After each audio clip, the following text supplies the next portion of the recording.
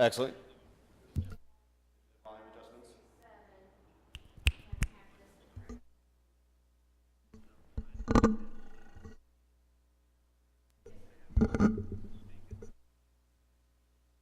That's quite all right. All right, man, I really do appreciate all your help, Al. Thank you much. Testing one.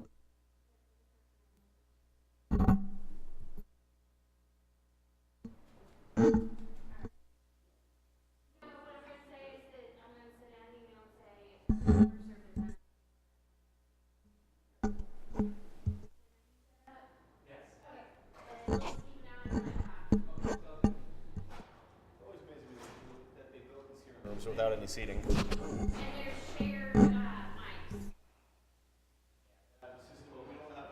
For the That way you got it. No problem.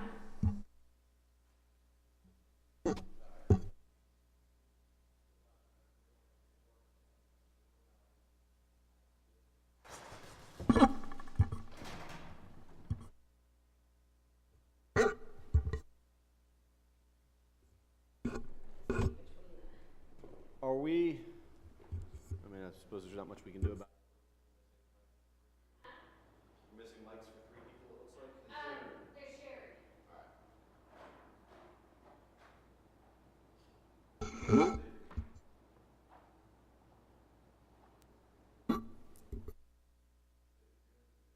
I have some downstairs. You need me to go grab it? Yeah, let me go grab it. It's downstairs. They're busy. They got a mic.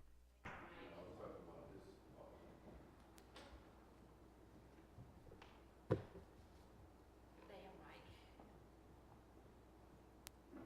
Mr. Renacci and Mr. Kelly have a mic. Mr. Young has a mic.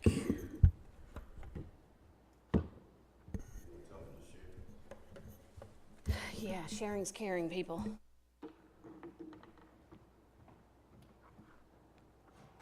go. Jenkins, Mr. Smith.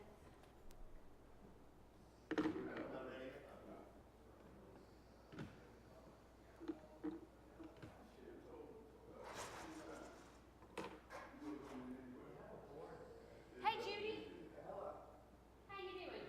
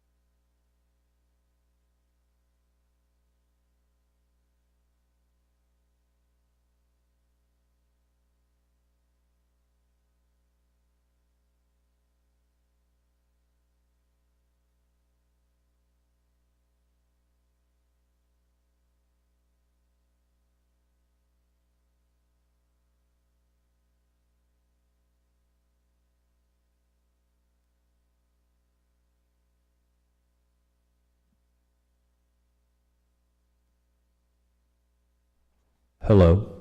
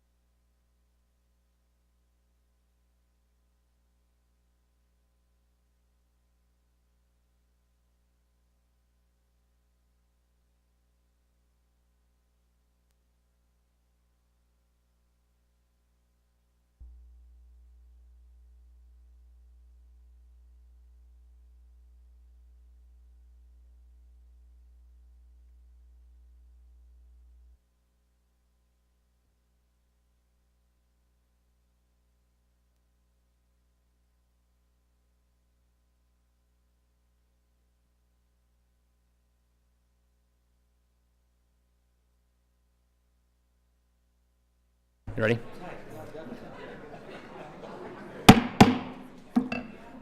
The committee will come to order. We are continuing today our tour of the Longworth House Office Building for the Ways and Means Committee. My colleagues, what I'd love to do is get your feedback on which room do you like the best, and we'll just keep requesting that one. So, I'm going to begin with an opening statement and turn it over to my friend here. I just want to say a few words about what we're doing today. We all know that businesses need certainty to grow. They need a tax code that is very clear, that's straightforward, that's easy to understand. Here's the thing. Families, they need certainty too. Small businesses especially need certainty. Charities, people in need, our farmers, they all deserve a tax code that's simpler, flatter, and fairer, because that makes it easier to plan for the future. That means they can focus on the job, not the paperwork. And anytime we can make their lives less predictable, or when we make them more stressful or more difficult, that is a disservice to them. So we are here to try and fix that today. We are here to give them a little more certainty so that we can move this country forward. All of these ideas have broad bipartisan support. Most of them have been a part of our tax code for many, many years. It's about time we got around to making them permanent, instead of all of these back to the future extensions. We've all been down this road so many times. Retroactive extensions, uncertainty. We've all had the farmers, the ranchers, the small businesses, the families knocking on our doors saying, what are you going to do to me next? Let's make these permanent. Let's give people certainty, and let's move America forward. We are meeting this morning to consider 7 different bills within the committee's jurisdiction. At the request of the minority, we're going to do things a little differently today. We're going to deviate from common practice so that Mr. Levin and a few of his colleagues can meet with the president on an important matter. Serially, we will ask the bill sponsors to speak about their measure, invite a minority opening statement, and ask Mr. Barthold to provide a walkthrough and entertain questions from the members. So just for those of us who've been on the committee for some time, we usually do the openings, the walkthrough, and then we vote and dispose of the bill. We're not going to do it that way this time. We're going to do the openings and the walkthroughs stacked on top of each other before we even get to any votes or consideration of amendments, so that the minority can have the time that they need to have the meeting that they intend to have. And so that's how we're going to do it today, and then after that we'll go back to regular order. Mr. Levin, do you have any general opening comments? Thank you very much. And thank you for your accommodation and are getting used to these accommodations. Yes. The mics differ room to room.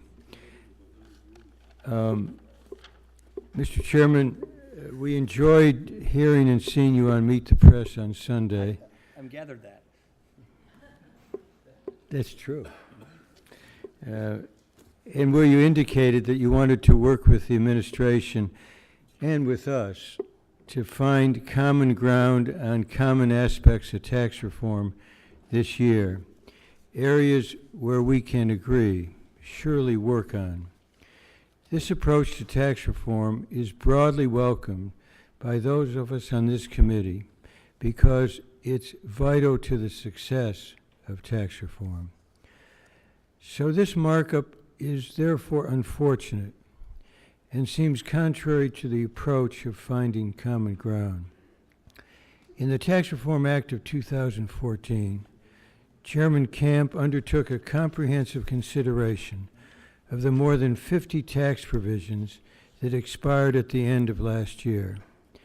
Instead, with these bills, the majority has chosen to take a pick-and-choose approach to tax extenders without any regard for paying the tens of billions of dollars these provisions cost to make them permanent. After setting aside the comprehensive tax reform proposal by then Chairman Camp last year, Republicans pursued the course being followed again today, only to be met by strong opposition from House Democrats and the Obama administration. The price tag of the 14 permanent extensions Republicans passed out of the committee last year added up to $825 billion. The provisions being considered today are important, and many have broad support, For example, the food inventory deduction, which I have sponsored. Mr. Thompson will speak and others will speak about the provisions that they have sponsored in past Congresses. But extending them permanently without paying for their cost would add nearly $100 billion to the deficit. Worse, the helter-skelter approach being taken today only serves to leave behind vital provisions that help hardworking American families, like the expansion of the Earned Income Tax Credit, the Child Tax Credit, and the American Opportunity Tax Credit. We stand ready to work with the majority on tax reform, and I want to emphasize that. And we hope very much we can get back on track, as you described, Mr. Chairman, trying to find common areas for agreement that move us toward the goal of improving the tax code for which this committee has prime responsibility. Thank you, Mr. Chairman. Thank you, Mr. Levin. I assume we will get into these issues and in the back and forth and the reasoning as the day proceeds.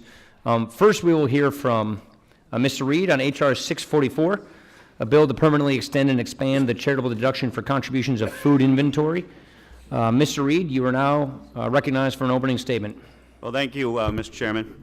In our district, I have heard, as many of you have heard, from food bank volunteers, farmers, small business employees, and restaurateurs about the positive impact this bill will have on their ability to donate food to the food banks and help their neighbors in need. To me, and to many of you, this is a fundamental question of fairness and caring for our community. In many ways, America is the land of plenty. But for 1 in 6 people in the United States, hunger is a very real struggle. Many people believe the problems associated with hunger are confined to small pockets of society, certain areas of the country, or certain neighborhoods. But the reality is much different.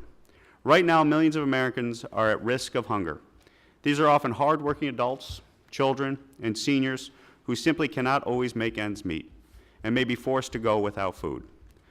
This bill incentivizes restaurants, grocery stores, and farmers to make contributions of food to local food banks and other charities helping the needy. It provides a deduction to help offset the additional costs of packing and transporting the food for donation. It shouldn't cost more money to donate the food than it would to toss it in the landfill. The reality is that of the food wasted, most of it is fresh produce that is lost in the field or in transportation. This legislation will significantly increase the amount of fresh produce that can be captured and donated to those in need. I am proud to be able to promote legislation that brings together businesses and charitable groups to care for those in need in our community. Because these incentives have already expired, charities are missing out on donations they need to help people right now. I urge my colleagues to vote for this common sense bill. And Mr. Chairman, I ask unanimous consent to submit for the record letters of support from the National Restaurant Association and the American Farm Bureau Federation. Without objection. Thank you. And with that, Mr. Chairman, I yield back. Gentleman yields back his time. Mr. Levin, you're now recognized for an opening statement on this bill. All right, I'll take this one. I think my colleagues will take other bills where they are the lead sponsor. I guess I happen to be the one here, or one of them. So let me just say a few words. I've already spoken. In Michigan, we have a number of organizations that have worked very hard. And we proposed these ideas some years ago to provide incentives for various entities to essentially donate food. And it's worked. It's worked. If I might get personal for just a second, I have a member of our family who's doing work like this in Vermont, and the provision in the code helps in terms of farmers providing their produce that otherwise wouldn't be harvested. So it's harvested and they get a deduction. But I just want to reiterate how important it is, and that's been working. As we think about doing this permanently and paying for it, it needs to be done as it was in Chairman Camp's approach, and that is part of comprehensive tax reform. Because if we simply take these piecemeal, we're essentially, I think, going to run counter what we need, and that is to sit down and look at all of these issues together in a comprehensive way.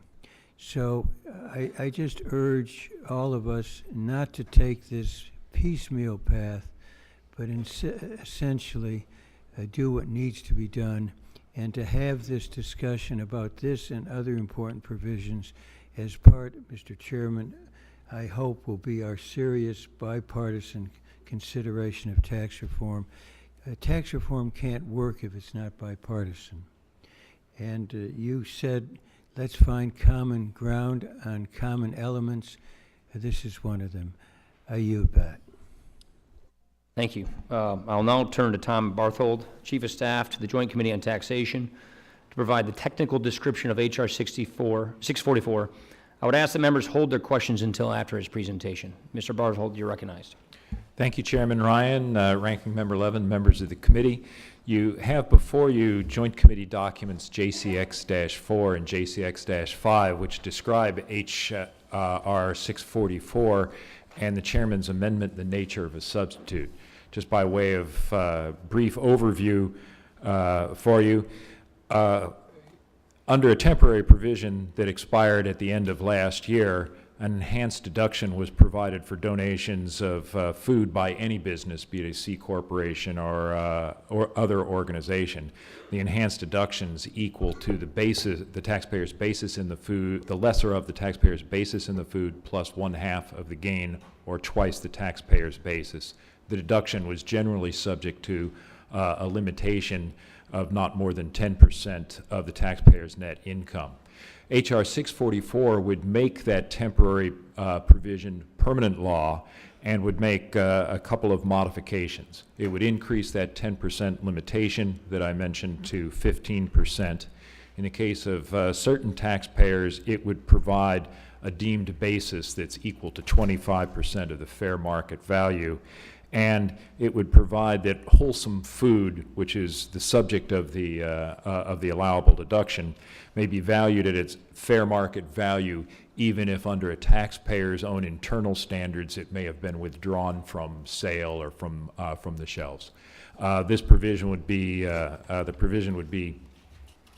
effective upon the date of enactment. Happy to answer any questions that the members might have. Are there any questions for Mr. Barthold? Yeah. Mr. Thompson is recognized. Is this bill paid for?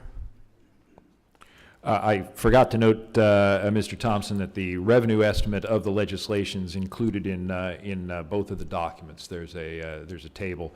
It is, we estimate, a net revenue loss of approximately $2.2 billion over the 10-year budget period. So it's not paid for? It's a revenue loss, yes, Thank Mr. you. Thompson. Yeah, any other questions? Mr. Becerra.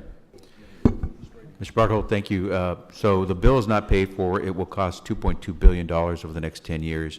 Do you know the number of tax filers who file for this type of deduction? I don't have that information here with me. I can talk with my colleagues and we can try and provide some supplemental information to you and all the members. I'll check and I'll follow up on that for the committee. Could you do that for the committee, please? And maybe we can put that into the record. How many tax filers are there in the United States of America? On the individual side, there's over 130 million. In filing C corporate returns, there's about 4 million. There's also some trust and estate returns. So we can think of 140 million, 150 million filers annually, sir. Okay. And I think all of us support the concept of this particular deduction because it goes well beyond the people who are actually filing for the deduction or the companies that are filing for the deduction. It actually helps a whole lot of Americans who are going to have an opportunity to have some fresh food, decent food. And so I think all of us want to support that. The concern, of course, being that it's not paid for, and if it's valuable, I think we would make the effort to find a way to pay for it. But I think it's also important to recognize that taxpayers are paying for this tax deduction by having to put up more of their own revenue to cover the cost of the loss of revenue, the $2.2 billion that you've mentioned. Do you have any concept of how many tax filers or what percentage of America's tax filers take advantage of this tax deduction? If there are about 140 million tax filers, would it be fair to say it's under 10% of tax filers take advantage of this tax deduction?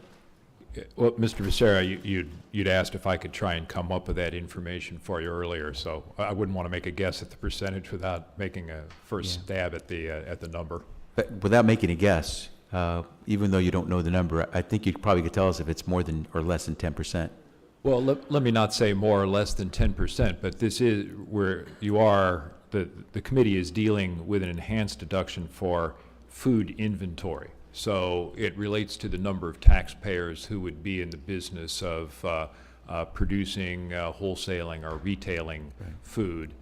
I'd be interested to see the number. I hope you'll. That's less than 10% of total taxpayers. Yeah, it'll be, I think, edifying to have you provide the number of tax filers who actually get to take advantage of this. Again, recognizing that this benefits way more people than those who file for that deduction, but it is important to make sure that's clear when we're giving tax breaks, how many American tax filers will actually be able to take advantage of that. In this case, I think it's a fraction, nowhere even close to 10%. I suspect we're going to find it's even a fraction of 1%. But in any case, I think it'll be helpful to have that information, and I yield back. Thank you. Gentleman from Texas, Mr. Brady's recognized. Mr. Barthold, thanks for being here today. I think this is such an important provision. I know that in our region, when Hurricane Rita damaged or destroyed 70,000 homes in our area, and then followed with Hurricane Ike after that, FEMA and the other groups couldn't be on the ground. Our local businesses were just so critical, ice, food, water, to our families.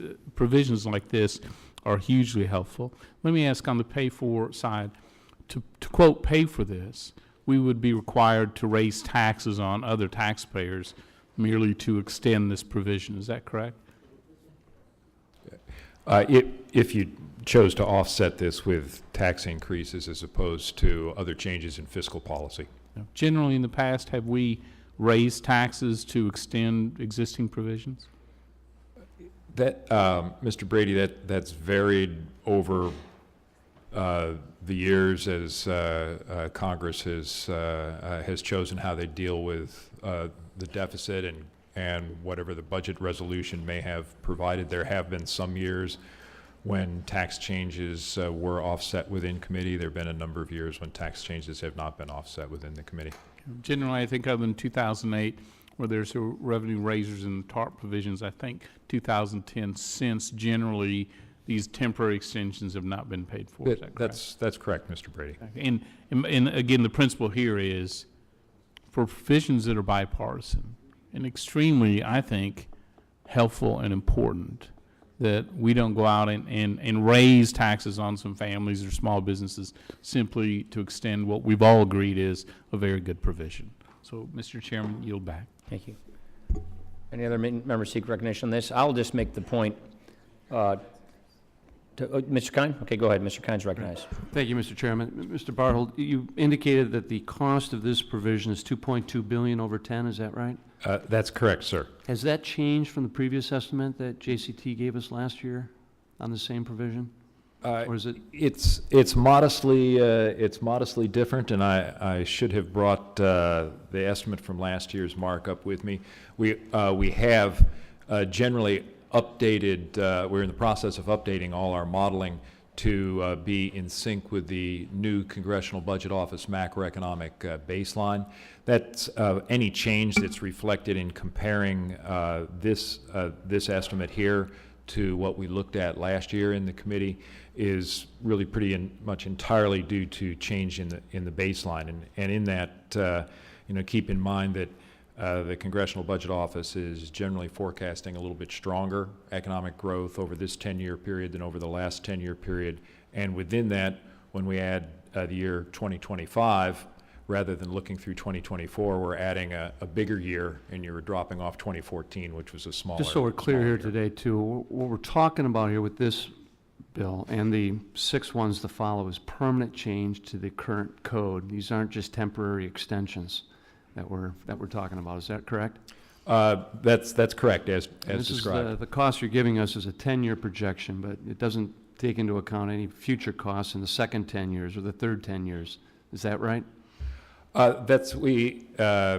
The Congress generally doesn't project out, the Congressional Budget Office baseline does not project out beyond 10 years. But yes, this would be a permanent provision. You would expect it to have Well, effects after Mr. the Chairman, current 10-year period. I guess the point many of us would make on this side is we share your desire for comprehensive tax reform. It's long overdue. And if there's a way we can do it in a bipartisan fashion, let's roll up our sleeves and let's do it. But it's going to require some tough choices and some trade-offs in order for this to happen. And one of the concerns that we've had, and we expressed it last year when we had 15 bills reported out of this committee, all tax reduction, all very popular, all with very good justifiable policy reasons behind it, but as a cost of close to $1 trillion, as Mr. Levin pointed out, all deficit financing. And that's where I think the previous chairman, Mr. Camp, came forward with a very bold discussion draft proposal that started to make those tough choices in the offsets and the pay-fors. I've been a strong believer, as many of my colleagues have, on pay-as-you-go budgeting rules. If we're going to come up with a new spending proposal or tax cuts, we've got to find a way to pay for it, to offset, so we're not increasing our debt burden on future generations. Now, my name's going to be on 3 of these bills coming up a little bit later, and I've got to leave for the White House in a little bit myself. But of those 3 bills we've been working on with Mr. Reichert on S-Corp modernization and Mr. T. Berry on 179 expensing, very good policy reasons to do that. But my concern is going forward on these measures without any consideration for pay-fors. And if this is going to work, and if this is going to happen, comprehensive reform, we've got to be willing to make some tough decisions, which means saying no to some of the constituencies that exist out here. That's the only way this is going to work. And the concern we have with these provisions before us today, 7 bills, all permanent changes to the tax code, no pay-fors, close to $100 billion cost to the budget. Unlike short-term extensions that we've been doing, just kicking the can down the road. And Mr. Chairman, we share your concern about the uncertainty that this builds with the code and the impact it has on family and business decisions. But we have to maintain some semblance of fiscal responsibility as we move forward on these measures. And just by coming forward with popular tax cut proposals without any pay-fors is probably the easiest thing for a Congress to do. But it's not going to get the job done at the end of the day. So I would hope that before this comes to the floor, we can continue to have a conversation on what might appropriate offsets or pay-fors look like within the existing code, so we can make some of these policy changes, which many of us obviously feel are long overdue. Thank you. I'll address, the gentleman's time's almost expired. I'll address it. I think, did you want to mention something, Mr. Bartold? My colleagues recovered for me the estimate that we provided to the committee last year against the old baseline. It was $1.9 billion with the features that, as I noted, since you were marking up more in the middle of the year, the first year was a very small loss, and of course we've added a much larger year in 2025. Thank you. Thank you. I would just make a note to the gentleman, the ranking member's already left to your same meeting, so you might want to get going so you're not late. Let me yield, I'm going to yield myself 5 minutes, I'll keep myself to it. Mr. Chairman. I see Mr. Neal and Ms. Sanchez want to be recognized. Here's how we see it, and we may just see things differently, and that's fine. Let's take a look at last lame duck. We all agreed on a huge bipartisan vote between the House and the Senate that we needed to extend a lot of these provisions. And so we went back a year and retroactively extended it going forward, 1 year. And that's the kind of thing we've been doing for many years. We always extend them a year at a time, maybe retroactively. They've already expired. We're already in retroactive territory today. And so the question is, should we just keep doing this 1 year at a time, maybe 2 years at a time, retroactive, creating all of this uncertainty? None of those were quote-unquote paid for. Or do we just accept where things are, give people the certainty they need, and fix this mess? And the pay-for issue, let me get at the pay-for. And this is where we probably just have a premise difference. These are provisions, by and large, that we agree to, that we think should be in the tax code, that have been in there in many cases for a long time. So do we think it's right that we take money from other hardworking taxpayers to keep taxes the same for everybody else. We don't agree with that. So it's just a premise. If these things have been in the code for a long time, and they should stay in the code because they're important provisions, then let's just keep them in the code. Or are we going to go out and raise taxes on other people because we want to keep doing the same thing going forward? That's just where we don't see the logic in that argument. And so the question ultimately comes down to it is, whose money is this? I'd argue it's the taxpayers' money. It's the people who work, who go to work every day, who pay their taxes, send their money to Washington. It's their money. And so if we have this adoption, if we adopt this notion that it's the government's money, and unless we benevolently expend it back to people, then yeah, I guess paying for it is the premise that you operate on. But if we're going to say these have been in the code for a long time, we don't want to keep jerking people around with retroactive extensions or year-by-year extensions, injecting all of this uncertainty, and we're just going to call it for what it is and fix this mess so we can move on and give the country and the businesses and the people certainty, or we're just going to go raise taxes on other people to do what we've always been doing. We just don't see the logic in that. And I guess at the end of the day, we just have a difference of premise. I would still like to think that these are bipartisan. I would note that these bills, when they came to the floor in the last session of Congress, just as they're written today, got huge bipartisan votes. So that is something that we would prefer to do. But I understand on some of these, we just might have a civil disagreement, and I'll just leave it Mr. at Chairman, would you yield? that. No, I'm going to go to Mr. Neal, and then I'm going to see if the Republican wants time, then I'm going to go to Mrs. Sanchez. So, Thank you, Neal. Mr. Chairman. Mr. Chairman, the elusive principle here remains tax reform. And if you recall, by way of history here, recent history, former Chairman Camp asked that Republican members not entertain any tax-related legislation, and he postponed action on the extenders for the prescribed purpose of having a conversation about tax reform, what ought to remain in, what perhaps has been exhausted and should fall out. But the model he developed was quite sound. And that model essentially said that he wouldn't take up those measures until tax reform really had failed. Now, despite the valiant effort that the chairman made at the time, in which he fundamentally included all of us, it didn't work out quite the way we had anticipated. But in this instance here, at least he gets credit for having postponed action on extenders and tax legislation because he thought that it might detract from the notion of getting to tax reform. That's an understandable prescription. The problem we have with this, being one who is supportive of all the measures you have here, this will not get us to the altar of tax reform, encouraging people to say, I do, if this is done in a piecemeal manner. If it's to be comprehensive, it needs to begin with a fundamental conversation and some confidence building. Anybody who has looked at the tax reform of '86 would quickly come to the conclusion that there was great disagreement until there wasn't. And a president who really put something into it at the last minute, a Speaker of the House who put something into it at the last minute, and others on the Senate side in a bipartisan manner and the House side put something into it based upon a fundamental element that has been lacking in the House for a long period of time that Mr. Camp attempted to address, and that was goodwill. Goodwill.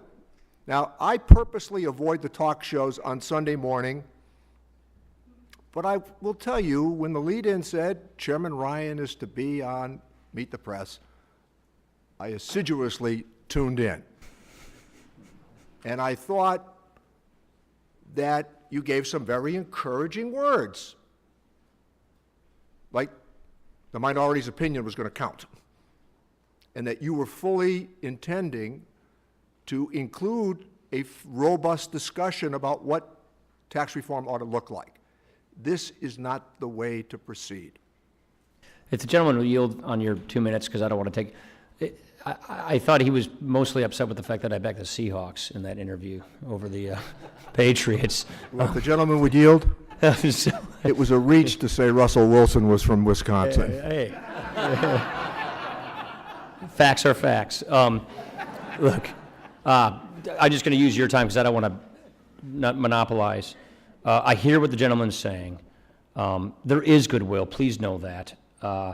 We're basically picking up where we left off last year. We're not trying to reinvent the wheel. We're picking up where we left off. That's point one. Point two, I guess the argument is then we should do this later in the year after we've exhausted it. First of all, I think we know that tax reform, the kind and blend that's being discussed now, is not being entertained comprehensively on both sides of the individual and business code, right? So we're looking at more circumscribed tax reform. That's one point that's noteworthy, that's different than last time. The second one is, then the idea is we just delay this and do other things, and then we go to the end of the year pile up where no one knows what's going on, and we have all of this uncertainty. So the purpose and goal of this is to provide certainty so that all of those businesses and families and individuals aren't wondering what's going to happen to them. We're already into retroactive territory. We don't want to get into the habit of retroactively changing tax laws. That is bad tax policy, that is bad family policy, bad business policy. And the last point I would make is, if I thought this detracted from tax reform or made it more difficult, I wouldn't be doing this. I think we can go down two tracks simultaneously. We can go down two tracks at the same time with goodwill and try and achieve the goals that we have set for us. And that's just the point I would make. But I'll yield. I think, Mrs. Sanchez, do you still want to be recognized? Oh. Is my microphone on? Thank you. Thank you, Mr. Chairman. Mr. Harthold, I want to sort of pick up where some of my colleagues started with questioning Mr. Becerra and Mr. Kind, and I want to ask you, do you know approximately the number of filers who are eligible for the earned income tax credit in the United States? I'll get that information for you in a couple of minutes. Could you venture a guess as to whether or not the number of people eligible for the earned income tax credit is greater than or less than the number of filers who would be able to take care of the food take advantage of the food inventory tax credit? There's a large number of individual taxpayers who claim the earned income tax credit annually in the tens of millions. And the earned income tax credit is not permanent, is that correct? The earned income tax credit is permanent. There is a provision which expands the value of the earned income tax credit for certain taxpayers, which expires in 2017. But the underlying earned income tax credit's been part of permanent law since, and expanded multiple times, but was made permanent in the 1970s.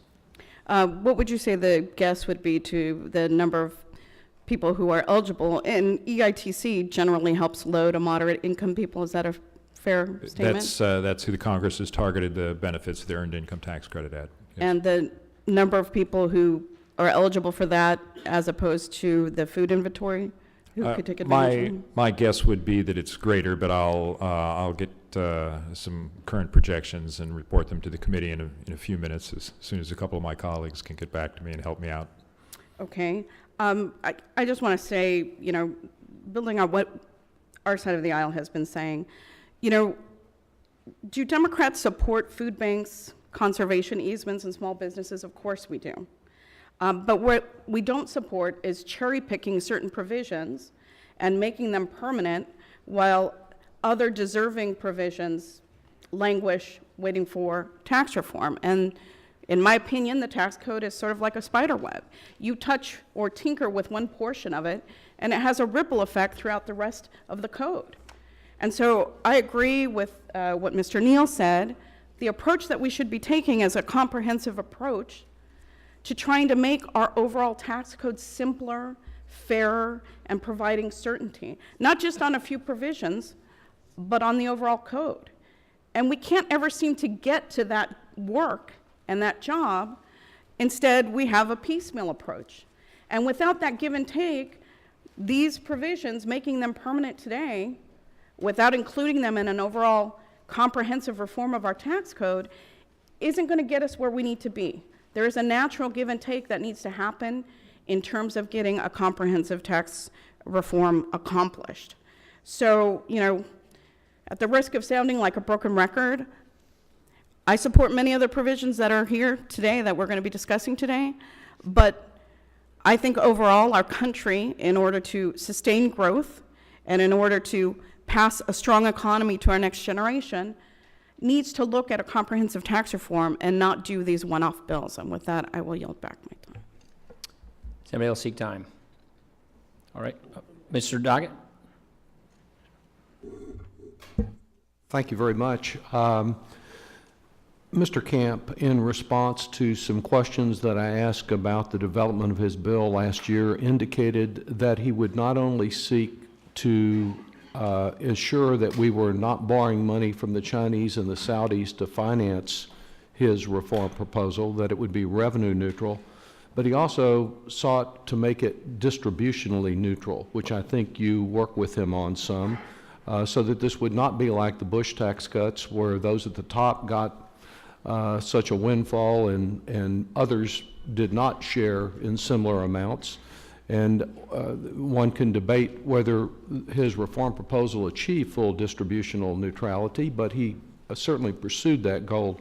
I wonder, Mr. Barthold, if you're able to provide us, before these bills reach the floor, an indication as to the distributional effects of these. The conservation easement, for example, is a bill that I've co-sponsored again this time. I'd like to see it enacted, but to pick it out alone, it won't be of very much benefit to poor people, will it?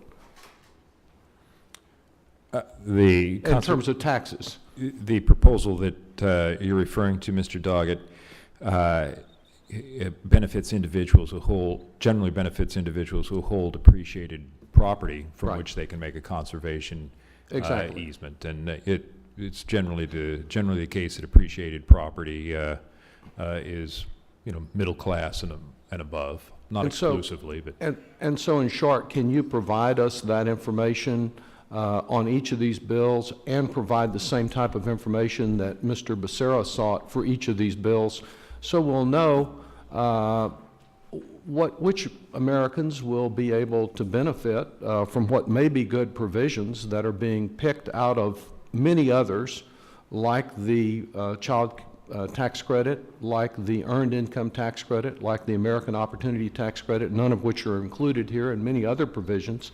But these have been picked, and I think everyone needs to be able to evaluate who gets helped and how many get help out of all American taxpayers. We'll try to provide some supplemental information for you. I don't want to over promise the precision because for some provisions, when we do the revenue analysis, we do it on a more aggregate level rather than look at an individual by individual basis. For certain of the provisions, it's easier to identify individuals as they might be stratified by income. So we will try to provide supplemental information to you, Mr. Doggett, and to all the members of the committee. Thank you very much. I think as we consider these particular tax provisions as distinguished from other tax provisions that also have merit that would benefit a far greater number of Americans and would address some of the challenges of the growing income inequality and the inability of some people to even climb into the middle class, that we also have to evaluate this versus other government programs. It is true that some of these bills do help middle-class Americans. So would a reasonable amount of money being expended at the National Institutes of Health for curing some of the dread diseases that people of all economic groups in America fear, like cancer, multiple sclerosis, diabetes, Parkinson's disease, ALS, wide range. I believe that the amount of revenue that is being expended on these proposals would fund the National Institutes of Health for the next several years. Their budget has, in real dollars, declined over the last 8 years, and I guess they're subject to sequestration across the board cuts like so many other places. And so when we evaluate this proposal, we need to evaluate the other needs of middle-income families, and one of those is to see for both job growth and for individual health and family security that we have an adequate amount of medical research. And so I would just say that I think this is the wrong approach, to borrow money to pay for this, to not know what the impact will be on Americans, and to consider this in isolation from other needs that middle-class families have. And I yield back. Thank you, Mr. Chairman. Gentleman yields back. Mr. Blumenauer is recognized. Thank you, Mr. Chairman. I will just make a couple of comments suffice for what we're doing. I appreciate your tone and commitment for a deeper dive in the tax system and your willingness to engage in broader conversations. All of us agree that that's our job on this committee. That's why everybody volunteered. Nobody's here at gunpoint. And I think everybody at some point along the way has articulated their frustration with a tax system that is increasingly unsustainable. It's unfair. The complexity is mind-numbing, and the IRS is unable to even answer the calls from our constituents. I hope that in the course of the next 2 years, we're able to do that deeper dive. I've got 3 concerns. One, you're right, these provisions have been involved with the tax code for some time. To the best of my knowledge, virtually all of the provisions have been in the tax code for a long time. Everything's there for a reason. Somebody wanted it, it made sense at the time, and there are winners and losers as a result. I applauded your predecessor for an attempt to deliver on what you and Mr. Romney talked about in the campaign trail, a revenue-neutral, comprehensive tax reform that was revenue neutral. I think that's going to be an issue about whether or not we can do that in a form that is revenue neutral, because we've just run out of gas. I'm not going to talk about the gas tax, but we've. We'll have a penalty jar for you. Yeah, you know. yeah. But we've reached a point in a number of these areas where it is simply not sustainable, and these little provisions are going to be more expensive over time because of the way the economy works and the growth of the population. If we're going to have any hope of having comprehensive tax reform, we're not going to be able to, on a serial basis, deal with the items that we all agree with that are relatively, the easy stuff that narrows the range of what we're going to have going forward. It's going to make it harder to balance these areas. You're right, it's their money. It's also the public's FBI. It's their National Institute of Health. It's their Department of Defense, their national parks. The Republican majority last Congress could not bring the Labor H bill to the floor because there wasn't Republican support for it at that level. At that level. I want us to get to a point, and I'm willing to make some hard choices. I'm willing to talk about raising taxes. I think at the end of the day, we're going to have a carbon tax in this country that could actually be revenue neutral, or it could help solve some of the infrastructure or Social Security problems, and it would enable us to strip away a number of provisions that a lot of us have fought for to make us more energy efficient by going straight to the core of something like a carbon tax. I just hope that we're not going to go down this path, but I will tell you, I'm willing to drop a hand grenade or two in the conversation if you're going to go down this path, because I've got some things that I'm working on that would be extraordinarily popular if we're going to just say, if it's popular and we like it, and we don't have to worry about fiscal discipline, I'll be there and have fun with you. Thank you very much. Thank you. Mr. T-Berry. Thank you, Mr. Chairman. I promise I won't talk about the Ohio State Buckeyes or the Oregon Ducks on National Signing Day. I feel like Bill Murray in Groundhog Day. I do not at all question the sincerity of my friend, Mr. Neal.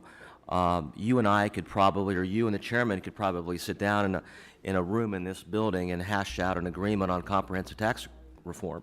The problem is, as Chairman Camp found out, that it's just not the people in this room, it's the entire House. Just as importantly, it's the entire Senate. And equally importantly, it's the President of the United States and his team. And Mr. Camp spent 4 years trying to drag everybody else along.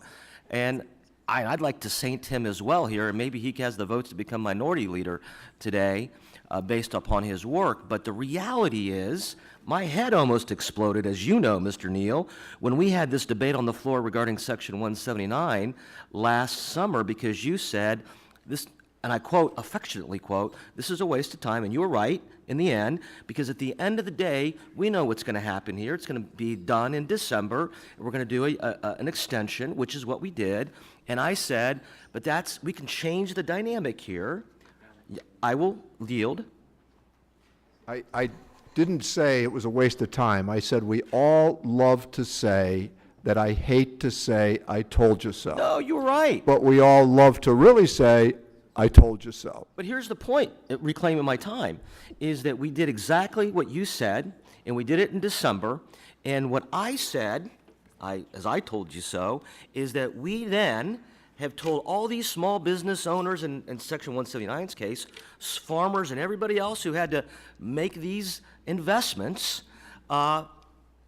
you got 2 weeks to do this, essentially. And many of them didn't do it.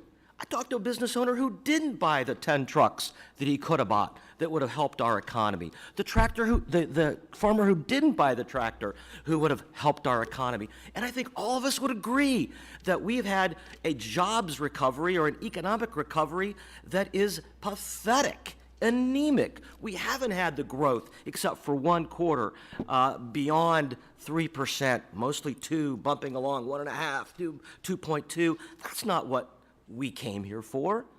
And so the very people who could help us get that economy going are sitting on their hands. And when you extend something with 2 weeks left in the year, that's not the way to do this. We've all been told that. This is not a Democrat or Republican issue.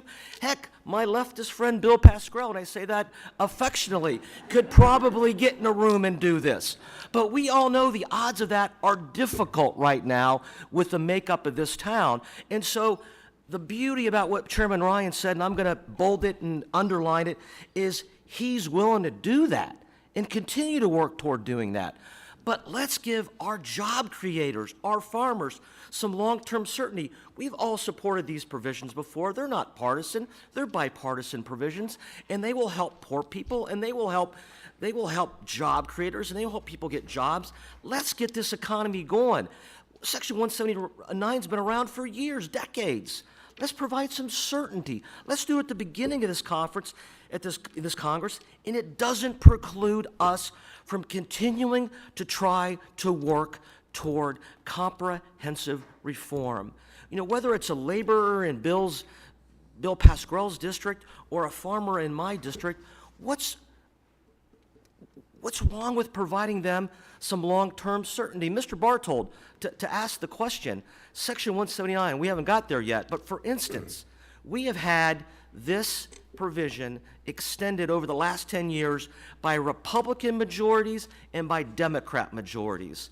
But today, what is that level, 179? Effective for this year, taxpayers may expense $25,000 of What was it in allowable expenses. 2009, at the end of 2009, when the Democrats controlled the House, the Senate, and the White House? A half million. Thank you very much. I yield back. I think it's Mr. McDermott. Yeah. Thank you, Mr. Chairman. I think what you're hearing, Mr. Chairman, is something that was crystallized for me in a conversation I had with Bill Bradley. I bumped into him at the board meeting of the Starbucks Corporation, and I said to him, what do you think the chances are that we'll get tax reform out of the Congress? And he said, none. He said, as things stand right now, there's no trust between the sides. He said in 1980, when Reagan came into office, they started talking about tax reform. And Rostenkowski was there, Mr. Reagan was there, Mr. Packwood was there in the Senate, Bill Bradley was on the Finance Committee, and that process took 6 years of talking about how you do this. Everybody wants tax reform, and we all define it a little bit differently.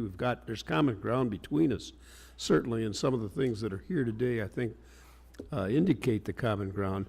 But the fact is that when you come to make that tax compromise that's going to be made when you want to reduce the corporate rate down to 25%, you're either going to close some loopholes or you're going to make some cuts. And so that's when the rubber's really going to meet the road. Now, from my point of view, and I can understand being a chairman, you have leadership elsewhere that may have designs on what you do or what you bring to the floor, because we've had our leadership tell our committee chairman, bring this bill to the floor. I saw Bill Archer once bring a bill to the floor that he had been told by Newt Gingrich, this has to be there on Tuesday. And so it came out of the committee on Thursday, and there it was on Tuesday on the floor. But if you're going to make a compromise at the end, the more pieces you have on the table to move around and give this to Joe and this to Tom and this to Sally and this to Dick, if that kind of compromising is going to go on here, and we surely will never get anything without that kind of compromising, it seems to me that these pieces are premature. Much of what's going to be done today, we voted for. Some of us have had our names on as sponsors, for heaven's sakes. So it isn't like we think it's a bad idea. We just think some of us really would like to have a tax reform compromise come out of here, and we hate to see pieces that could be sweeteners for somebody or other given away before you get to that final decision making. And I understand the problems of being a chairman. I mean, I was a Ways and Means chairman, and I had a 25-24 majority for 4 years, so I know how close and how tough it is. But I do think that most of our opposition today is not to the issues. People have to understand some of this stuff, giving food to the poor.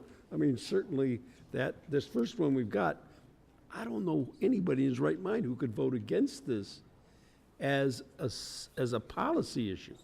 But as a part of the tax reform long-term plan, it becomes one of those things that, why don't we just leave these aside until we get to the bigger issues? And I think that we want people to understand that nobody on this side is opposed to any or all, maybe some of them are opposed to one or another, but generally we're not opposed to these things. It's just we want tax reform in the end. So let me just take your minute, if you'll yield it. That's what we want too. And we don't think that this is inconsistent with that direction. We don't think that these provisions are inconsistent with tax reform. We don't think these provisions are inconsistent with the direction we want to go. And we do really believe that there is a certainty issue that must be addressed. And we want to get ourselves back into the practice of being ahead of events and not doing retroactive tax policy. So it is in our view that these are consistent with tax reform, that this moves in the right direction, that we can walk and chew gum at the same time, we can deal with the certainty issue and talk about and work on tax reform at the same time, and that the Americans out there who are working and planning need this kind of a certainty. And, look what happened last session. We had tax reform talks. They went on for a great deal of the session. And then at the end, we did extenders. And as Mr. Teaberry, I have similar examples with farmers, and I was talking to a case dealer, a case is a tractor. Same thing. 2 weeks? What? 2 weeks? How am I gonna make decisions in 2 weeks? How am I gonna get customers in the door in 2 weeks? So that is a concern of ours that we're trying to address here, and we think it's not exclusive, but actually conducive to tax reform. Mr. Lewis. Thank you very much, Mr. Chairman. Mr. Chairman, is it possible, would you consider slowing down the train and we all get a ticket and get on the train together? Easy, just vote for this. Thank you, Mr. Chairman. Let me ask the director. Mr. Director, not any of these provisions are paid for? Mr. Lewis, we provided revenue estimates with each of the documents that we prepared for you, and each of the provisions is estimated to lose revenues over the budget period. Could you give me some idea what would be the total cost? In excess of $85 billion. I'll have to add it up. I have not added up the 7 bills, but in excess of $85 billion. Mr. Chairman. Anybody else seek time? Mr. Pasquarello. New Jersey's in the house, okay. To my friend, Mr. T-Bury, and I say that affectionately, I just came from the budget meeting, and they used the same myth about who are the job creators. And I think I've heard that time and time again over the last week about taking money from the job creators and redistributing it. The job creators are the workers. The job creators are the consumers when they demand things. You know economics as well as I do. So when we're talking about the job creators, I think we need to expand that definition because it really changes the definition of coming to some fair conclusion here. Many of the objections to these extenders on the table today, which are closer to $90 billion, over $90 billion. The problem is that they're not paid for. Now, we've done that in the past, both sides. But if we're going to have real tax reform, I think we can't treat all of these the same in coming to resolution. And I think that's what you want, and yes, I yield. My point is, the gentleman from New Jersey has voted for extenders not offset in the past, as you just said. That's correct. My point is that Chairman Camp made a real attempt to do comprehensive tax reform, and what ended up happening is we couldn't get there, and at the end of the day, a number of provisions were extended in a bipartisan way by this Congress, by the Senate and the House, signed by the President, but they were done so late that they didn't provide the right intention that we all had for somebody who is investing for Section 179, for instance, for a new truck or a new piece of equipment, the job creator that I was talking about. And that was the point I was trying to make. So we can chew gum and walk at the same time. Taking back my time, I'd like to say this to you.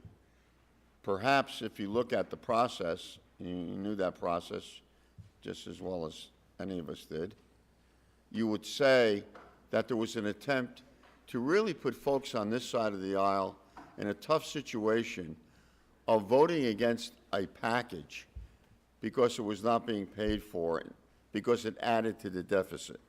We would have had a very different solution, in my estimation, if we looked at this entire package, tried to find a way to pay for it, and come to some resolution on how we should do that. So your perception is different than mine, and I would say no better than ours. With the gentleman, or worse. 5 seconds, I would argue that none of us is pure around here who've been here a while in not paying for things when we were in the majority. But I already said that I had voted for things before that were not paid for. I already said that. You could reiterate it, and as you did. The question is, if you're looking at tax reform, and I'm glad that Jim, I'm glad Mr. McDermott brought that up, because Bill Bradley was one of the reasons why we had tax reform back in 1985 and 1986. They did move to try to get common factors. And I'm very happy with the chairman's remarks in the Times the other day about trying to look to reconciliation and some reservations about what we said in the past or what we did in the past. I'm very hopeful about this, Chairman. But the fact of the matter is, You cannot do what was done last year, bring us into the fold, have 11 different committee meetings, bring us into meeting after meeting, average of 7 or 8 meetings, every one of those committees, and then at the end, dump us. Dump us. That what was done at the end of the process. I worked very nicely with Mr. Johnson on a very, very sticky and complex issue of real estate taxes. We came to some resolution. By the time it was over, we were not at the table. Either were we. Yeah. I was going to say, everyone got dumped. What do you, just, but I think it didn't get done, so everybody got dumped. So. No, we were. Okay, but we were look, moving nicely. we need to keep order here. We need to keep order. Gentleman's time has expired. I think we're being very kind to Mr. Levin's schedule here today, giving him time to get here. We still have 6 more bills to get through. And we're in the walkthrough, so there's plenty of time to discuss, and if a person wants to be recognized, a person's going to be recognized. Is there anyone who seeks recognition with Mr. Barthold at this time? All right. Hearing none, we will now hear from Mr. Schock on H.R. 637, a bill to make permanent the rule allowing certain tax-free distributions from individual retirement accounts for charitable purposes. Mr. Schock, you are now recognized for 5 minutes for an opening statement on this bill. Thank you, Mr. Chairman. I appreciate you calling up H.R. 637, a bill to make this important tax reform measure a permanent code of our tax code. In the last Congress, this same bill passed the House with an overwhelming bipartisan support, and I would anticipate that support has grown even more since then. The IRA charitable contribution incentive was established as a temporary provision of the Pension Protection Act of 2006. Since that time, and every time that we have extended this provision, it has been done so on a solid bipartisan basis. Why? Because historically, both Republicans and Democrats know that our nation's charities depend on the resources that certain tax incentives provide. Now this week, Congress has begun consideration of the President's budget proposal. And like you, I am concerned about our fiscal trajectory and the mounting debt we are piling onto future generations.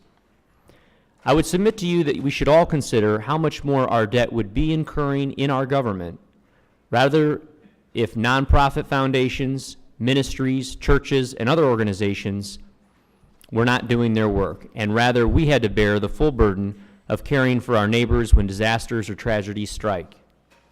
Indeed, the war against poverty, homelessness, illness, and illiteracy is fought every day around our country by good Samaritans who sacrificially give of their time and their financial resources to meet the needs of others through charities in their respective communities.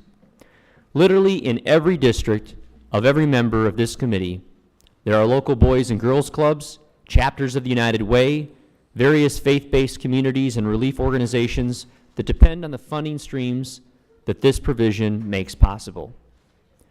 Just consider this. In the first 2 years since Congress established this provision, more than $140 million was given to charities in the United States through the IRA charitable giving. In my home state of Illinois, one organization, the Jewish Federation of Chicago, raised over $12 million on this provision alone through 1,000 donors who gave from their IRA. Across the U.S., charitable giving topped $316 billion last year, in large part because Congress has consistently affirmed the economic, cultural, and social benefit that charities provide to our nation. This bill will make that commitment permanent, providing certainty to millions of U.S. charities and opening giving opportunities to the most generous people on the face of the earth, the people of the United States of America.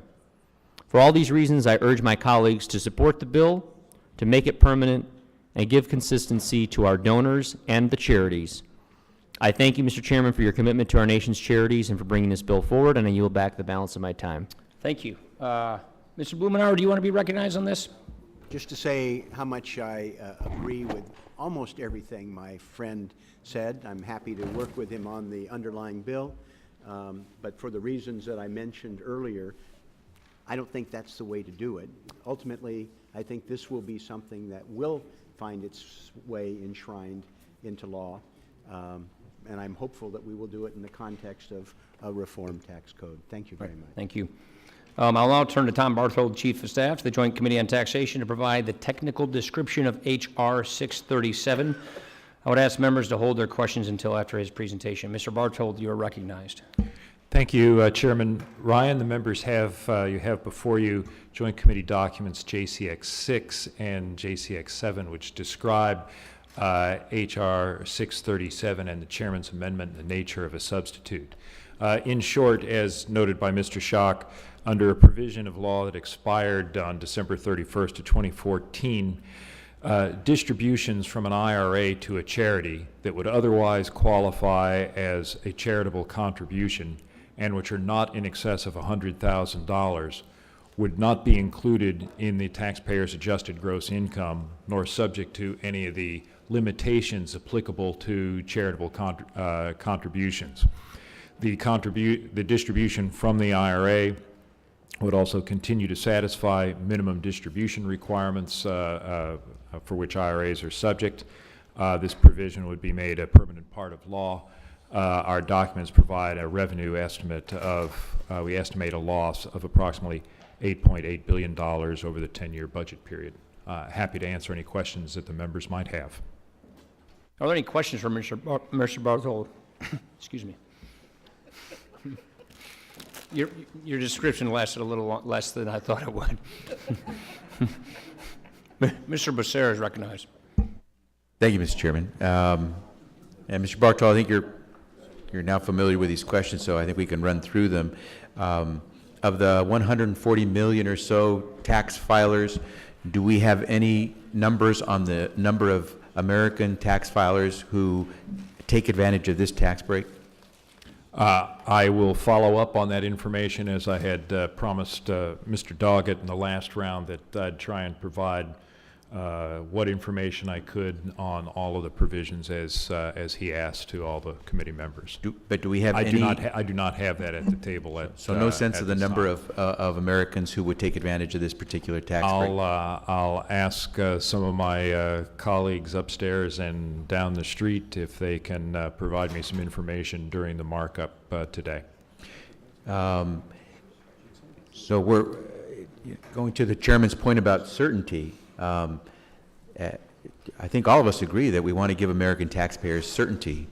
Of the 140 million taxpayers, I suspect very few of them take some of their IRA money and use it to make a contribution to, in many cases, very worthy organizations, because most of them need the money for their retirement.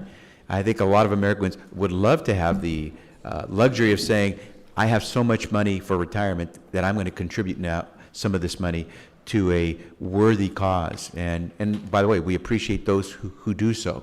Once again, I think most of us here bipartisanly would agree with the provision that says if you've made it in America, if you're doing very well, and you want to be generous and give to a nonprofit, some charitable organization, we want to encourage you to do that. The difficulty is this. You're giving those individuals a tax break that, by the way, the vast majority of Americans cannot get, and it's costing us money because we're not collecting taxes that these individuals would otherwise pay. So when it comes to certainty, you may be giving the very minute fraction of Americans who have so much disposable income that they can give away some of their retirement money to a good cause, but you're not giving a lot of certainty to all those Americans who don't get to take advantage of this tax break for the following reasons. As you said, this is going to cost over close to $9 billion. It's unpaid for. But nothing is free. And so either we pay for this tax break that goes to a minute fraction of Americans, or we add to the deficit. So, Mr. Barthold, am I correct? By not paying for this provision, we would add $8.8 billion to the deficit, or to the debt? Over the 10-year budget period, yes, Mr. Becerra, our estimate is that this will lose. So we could avoid adding to the nation's deficits by paying for this, or another way to take care of the fact that this provision, this bill would be unpaid for and cost Americans $8.8 billion for the next 10 years, is to increase the taxes of other Americans to cover the cost of giving this tax break to that minute fraction of Americans. Or alternatively, the other way you can, I'm trying to think of the different ways you could cover the cost of this. The other way to do this would be to do cutbacks in services. So I think Mr. Doggett mentioned the research that we do at the National Institute of Health. So we could cut back on the research we do to tackle diabetes or Alzheimer's or leukemia or autism. Or you could cut back on the money we use to pay for food safety inspections, or you could cut back on the money we use to clean up hazardous waste sites. You could cut back on the money we use to keep Social Security's offices open. I know that right now their budget has been cut dramatically over the last few years, and they've actually cut back on the number of number of hours they're open during the week. And they've also cut back on the people that are available to answer their toll-free telephone line to provide services over the phone to Americans who paid for Social Security. And so you can do a number of things to cover this unpaid for tax break, but ultimately someone pays. So there may be certainty, Mr. Chairman, for a fraction of the Americans who have enough disposable income that they can give away some of the retirement money. But I think it causes a great deal of uncertainty for all those other tax-paying Americans who don't have the benefit of being able to give away their retirement money to good causes. And so that's, I think, the difficulty we have with putting forward these proposals without paying for them. This uncertainty hits most Americans. And so, Mr. Chairman, for the same reasons, I think we have a difficulty with this, and I would Thank you. yield Time back. gentleman's expired. Mr. Chairman, if I could just respond. Sure. Gentleman is recognized for 5 minutes. I would just remind Mr. Becerra, who it seems to be focused on a small percentage of Americans who may be utilizing the giving, as opposed to what these incentives are all about. Charitable donations and the incentives we provide is never about the person giving the contribution. We put these incentives in law for the people who benefit. And so I would just remind you that if an individual who's wanting to give $1 million to the Boys and Girls Club in your district, or who's wanting to contribute $1 million to the Emaquan Preserve, which is one of the largest nonprofit land preservations in the country, in my district, if they choose not to give that $1 million, to me it's less about that individual's and more about the constituents in your district, in my district, and across the country who aren't benefiting because we lose this provision. So I just think it's important that while it may not be every American that takes advantage of the IRA contribution, I would submit to you that for the Jewish Federation, the City of Chicago, I have less interest in the 1,000 people who donated the $12 million than I do in the thousands of people who benefited from the $12 million that the Jewish Federation provides. And so I think that's why this provision is important and why it should be continued and supported. Would the gentleman yield? Everything the gentleman just said. Mr. Shot controls time. Sure, Mr. Becerra. I agree with everything you just said. And that's why I think a lot of us would want to be able to vote for some of these. It's just that there is a cost, and we have to prioritize things and decide how we're paid for things. So I don't, everything you've just said, I wish I would have said, because I think you said it absolutely properly. Well, thank you. Reclaiming time, I would just finish by saying, at the end of the day, there is a cost, and there's also a cost to not continuing this provision, and I would submit the cost to the Treasury and the cost to our societies will be far greater if these charities do not get the contributions that this provision Mr. Schock, will you yield? Because I want to stick with the 5-minute window here. There's another point that the gentleman didn't mention, which is we can just go back to business as usual, and on a bipartisan basis, we can, at the end of the year, with 2 weeks left, extend it retroactively. We can just keep doing that. We can just keep doing that.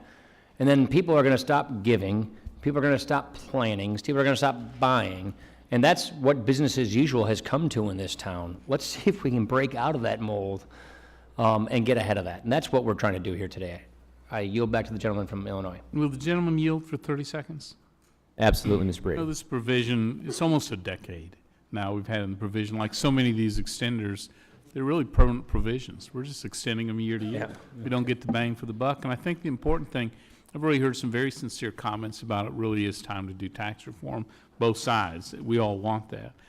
I think today is about removing the asterisk from these temporary provisions, making them part of the code, which they truly are, so that we can go forward with tax reform, and I think a much simpler approach than having all these temporary extenders out there. And so I think really the heart of this bill is really terrific, supported by bipartisan member sponsors who got on your bill without a pay-for, parties who extended it without pay-fors. It's really about do we want to remove that asterisk and recognize these are permanent provisions. I yield back.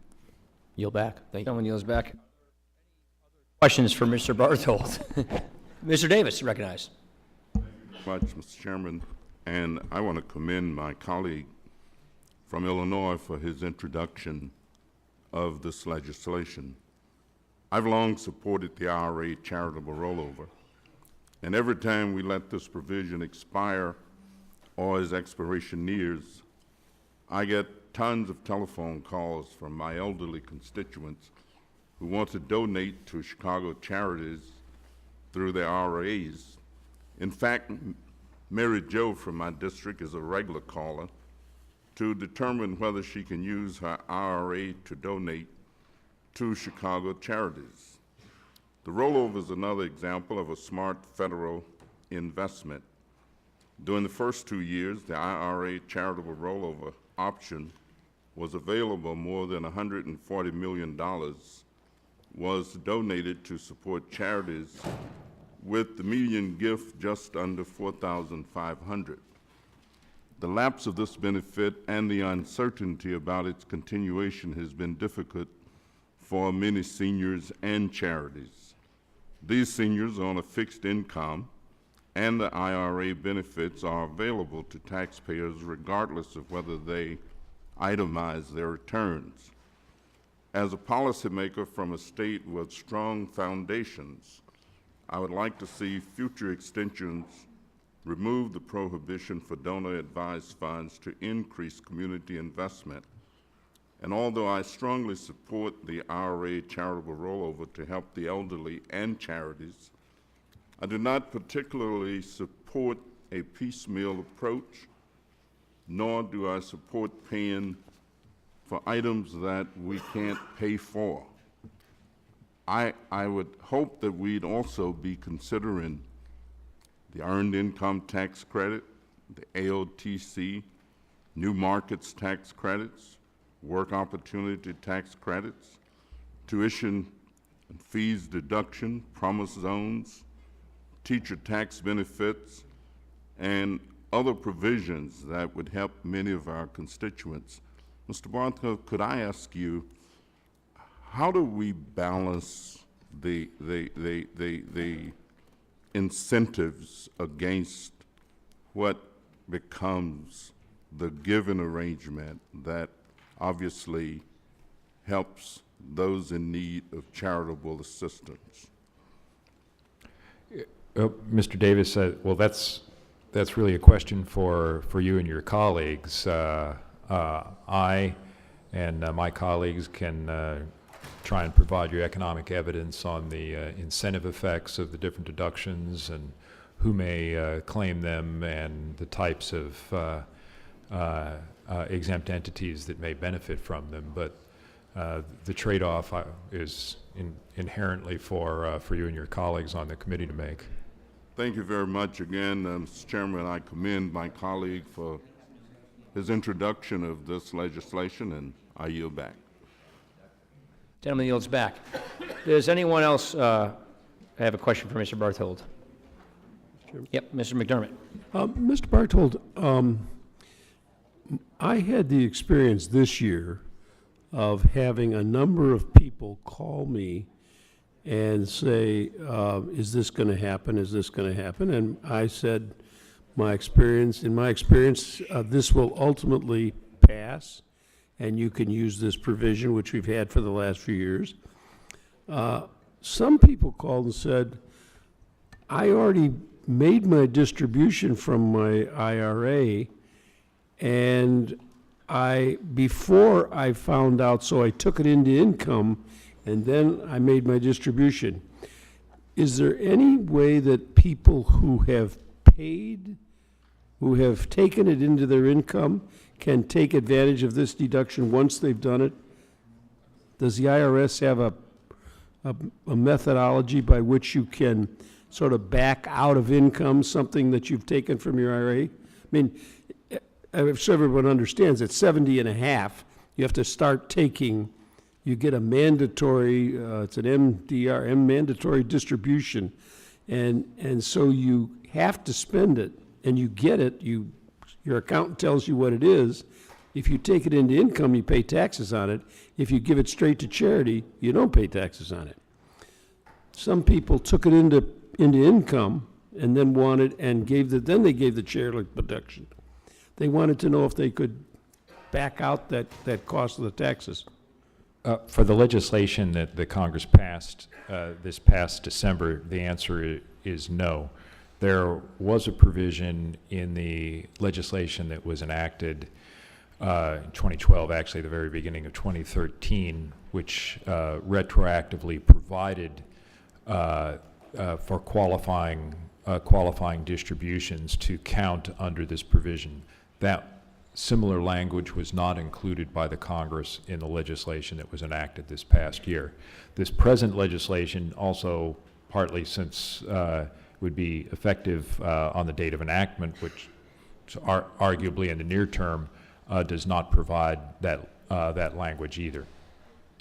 Of course, for some of your constituents, if they are otherwise able or near the threshold to itemize charitable deductions, if they have taken their required minimum distribution into income and subsequently made a gift to charity, that would qualify as an itemized deduction for people that itemize, but of course, not all taxpayers itemize. Okay. Thank you very much. Mr. Crowley is recognized. Thank you, Mr. Chairman. Mr. Bartol, does this bill contain language explicitly exempting it from language that mandates tax cuts be paid for so as to not to add to the deficit?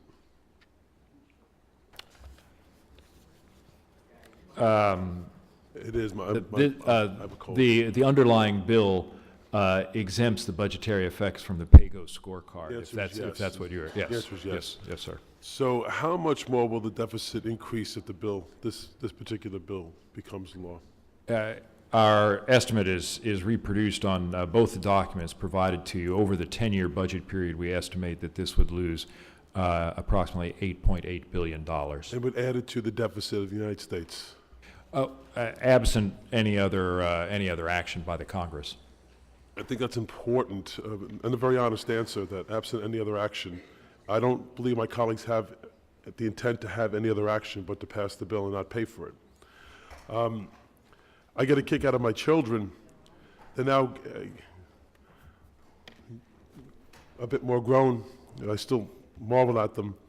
Their lack of responsibility, to some degree, we all can appreciate, especially when they're little ones and they lose a tooth and they come to you and they give you the tooth and they put under their pillow, and we tell them, overnight the tooth fairy is going to come, and you never know what they're going to leave you. And Mr. Bartlett, it may be an unfair question to you, but do you believe that maybe my colleagues on the other side of the aisle believe in a tax fairy?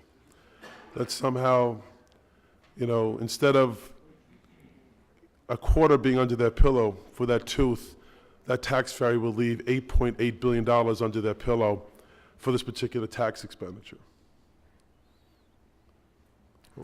You don't really mean to ask that question to me. I don't think. Mr. Crowley, I would Mr. Chairman, it was direct rhetorical. substantive questions to the Chief of Staff of the Joint Committee on Taxation. Mr. Chairman, I'm being rhetorical. I know you and are. I don't necessarily expect a little tongue-in-cheek doesn't hurt either. So we've been able to establish that in light of this tax fairy's absence, this bill adds $8.8 billion to the deficit and will not be offset. The issue is my colleagues on the other side are happy to add billions to the deficit to pass a tax expenditure, but can't seem to find any money to expand child care for working mothers or tuition assistance for young adults in community college. I am glad, and it's good that we're having this discussion today, because what we're doing is outlining the priorities of each of our parties, their party and our party, for the American people. And with that, Mr. Chairman, I yield back the time. Okay, thank you. I'll take indulgence. I wonder if anybody, if on this side of the aisle voted no on the extender package during lame duck, then I think that would hold up. But I think most of the members here voted yes on the extender package and the lame duck, meaning the precedence of these things are in the tax code, they're permanent, let's keep them there, nothing else. So the question is, are we just going to do it year by year retroactively, or do we just put it in the code, remove the asterisks, as Mr. Brady says, make it permanent, give people certainty, because for all intents and purposes, it's permanent. So that's really what the question is here. Will the gentleman yield? I will yield. That does expire, does it not? Did the gentleman vote? Did the gentleman vote for the extender package The reason in why December? the extender package was up is that it expires. Okay. It's not permanent. Okay, I take the point then. So then we should go to regular order or business as usual, which is keep extending them without quote unquote paying for them, which we. Will the gentleman continue to yield? No, resuming my time. Did the chairman We yield don't agree with himself the time? premise of that. The chairman controls the time. We don't agree with the premise of that. But I guess the argument is, let's just do it year to year to year and inject all this uncertainty. That's what we don't agree. Will the gentleman yield? I will yield. Thank you. Given that this particular bill adds $8.8 billion to the national deficit, a deficit that the president, and with some cooperation with the Congress, has not halved but reduced by $1 trillion, that I think everyone, all economists applaud. We're actually adding to it again because making this particular tax credit permanent and others without paying for them. I don't see the wisdom in that at all. So after we have reduced the annual deficit by more than $1 trillion, we're heading in the right direction. This is turning us around again. Reclaiming my time and being just, I think the question is, do we have an honest baseline? Is the baseline true and honest? And we believe it isn't. And we want to make it true, and we want to make it honest and realistic.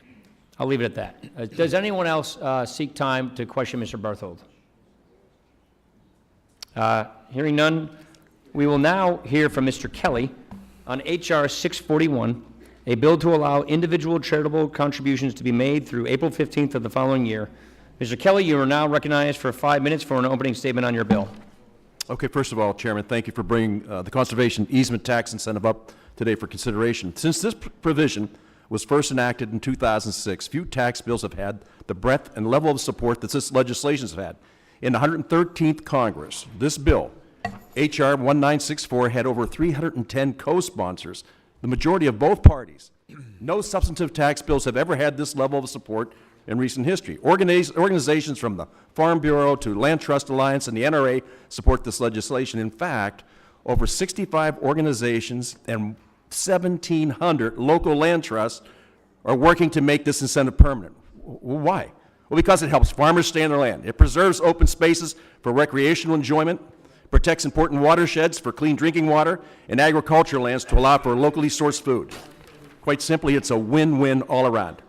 Now, on Monday, I reintroduced this legislation with my colleague from across the aisle, Mr. Thompson, who's been working on this legislation for 8 years with former Chairman Dave Camp and former member Jim Gerlach. Senators Heller and Stabenow, both serving on the Senate Finance Committee, also joined us in introducing the exact same bill on Monday in the Senate. And coincidentally, the President's 2016 budget included this proposal as well. So it's a very rare thing in this time when both sides of the hill, both parties, and even the President all agree on a policy. And it's even rare when it's on tax policy. Therefore, will the gentleman suspend for a second? Please, the committee will come to order. I know there are conversations taking place. Keep them at a whisper if you could. Some people are having a hard time hearing. Thank you. The gentleman may resume. Well, I'm sorry that my presentation was interfering people's conversation, but so it's our sincere hope that this unique bipartisan bicameral legislation is finally made permanent this year so that we can collectively restore America's faith in Congress's ability to enact sound tax policy on their behalf. Once again, Chairman, thanks for bringing this bill up today. We appreciate it. Oh, Ms. Thompson, would you like to be recognized? Thank you, Mr. Chairman. I'm in strong support of this bill. As Mr. Kelly said, I'm his lead co-author on this, and I have been the lead co-author on it in the last Congress with Mr. Gerlach, and I was the lead author when Dave Camp and I teamed up to get this bill passed back in whatever year you said it was, in which it was passed. And it is an unprecedented bill. We've had over 300 co-authors on this legislation over the years. And I know some have questioned who exactly benefits from this. And this is a bill by which everybody benefits. And Mr. Kelly named some of those benefactors: clean air and clean water. The entire community benefits from that. Communities are healthier because of good open space and agricultural land. The whole community benefits from that. Wildlife benefits from that. 70% of the wildlife feed and habitate on privately owned land. And we're losing privately owned farmland at 5,000 acres per day. So when that happens, anybody who hunts or fishes or watches birds and animals benefit from this, and they lose when we're losing land. Not to mention hunters and fishers who also do. And food is eaten in every one of our communities by everybody. And clearly, when you have more agricultural land and production, food prices are lower. Communities, again, are healthier when you're eating food that's grown and produced in your area. So it is a very, very important bill. And I referenced a couple of times, speaking on this bill, the impact that it has in urban communities. And New York is probably you can paint the brightest line using the New York example. Their watershed is being threatened right now. And if they can't, through conservation easements, protect that land, they're on line to build an $8 billion water filtration system, be the most expensive water filtration system in the country. So folks there benefit as well. But again, I want to go back to the point that I raised on the first bill. This isn't paid for.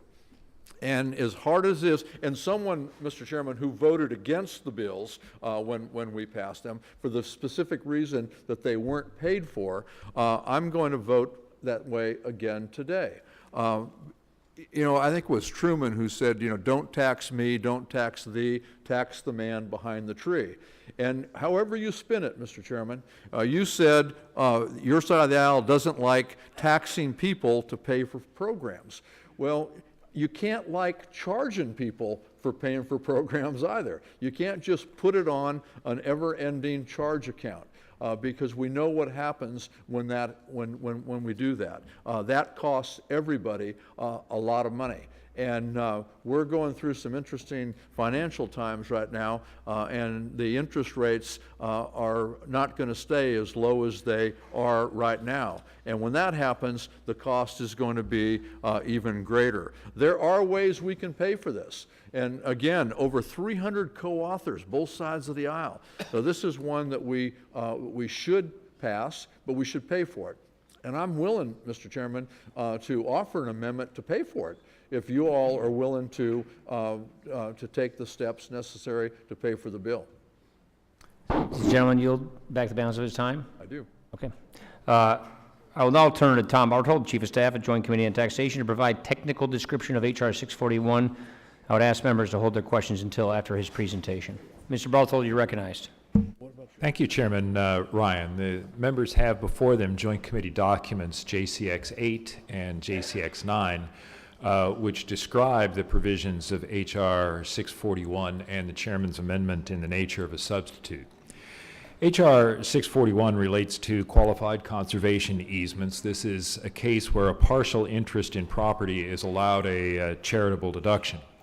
As such, it relates to capital gain property, and under the code, capital gain property has been subject to deduction limits, generally at 30% of a taxpayer's contribution base, which is basically the taxpayer's net income, with a special tighter limitation of 20% if the contribution is made to a private foundation. for taxpayers who were making such contributions in excess of those limits, a 5-year carry forward would provide. Under a temporary provision that expired December 31st of 2014, those limitations were increased to up to 15%, conditional upon other giving to charity, and a 15-year carry forward was provided. There was, in addition, under this temporary provision, special rules allowing taking the limitation up to as much as 100% in the case of farmland, and ranch land property. The current bill before you would make that temporary provision as described permanent. In addition, it would provide that in the case of qualified conservation easement contributions by certain Alaska Native corporations, that the 100% limitation would also apply. This proposal would be effective for contributions made in taxable years beginning after December 31st of 2014. That concludes my description. The estimated revenue loss over the 10-year budget period is $1.2 billion. Happy to answer any questions that the members might have. Anybody see questions? I'll ask briefly. Since I was quoted, I'll correct the record. What I said was we should not raise taxes on other people simply to keep them where they are for everybody else. That's the point of this. Mr. Bartel, how long has this been in the code? Was this in the PPA of 2006, if I recall? Yes, that's correct, sir. So I remember it quite well. Been there since 2006. We're kicking the can year at a time, retroactively. How do you plan for that? I am a fan of this. This is something that I got involved in at that time as chairman of the Sportsman's Caucus.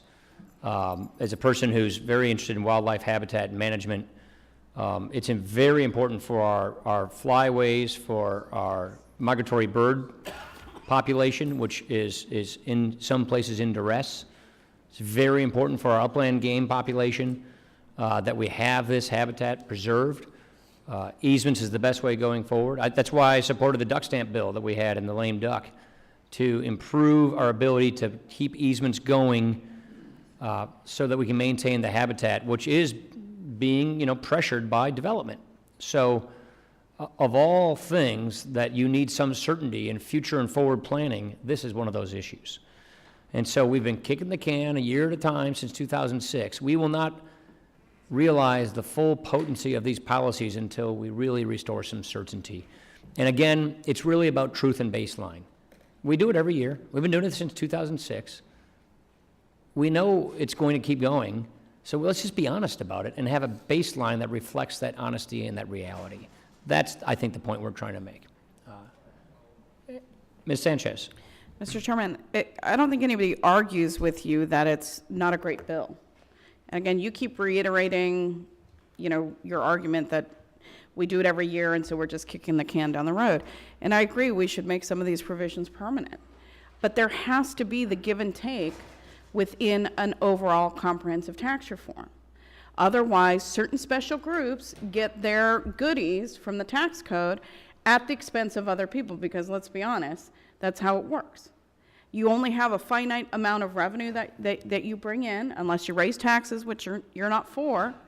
And so when you're making something permanent and you're creating a deficit in those revenues, it has to come from somewhere else. And yet I don't see on the list of bills that we're considering today many other very worthy, very bipartisan tax bills that seek to help things like, lower and moderate income families, or women who working mothers. There's a whole slew of, tax bills that we could be making permanent and saying, these are very worthy and we don't want to kick the can down the road on those. Where are they in this discussion? The fact of the matter is we're not having a discussion about those provisions because we're cherry picking and giving goodies to certain filers and not to others. Unless you want to run deficits or increase revenue, you've got to do it in a balanced way, and you simply can't do that by doing one-offs. And, I hear you, and I understand your philosophical difference, and it's your opinion, and you're completely entitled to it, and it's sincere, and I don't question that sincerity. But our belief on this side of the aisle is just as sincere.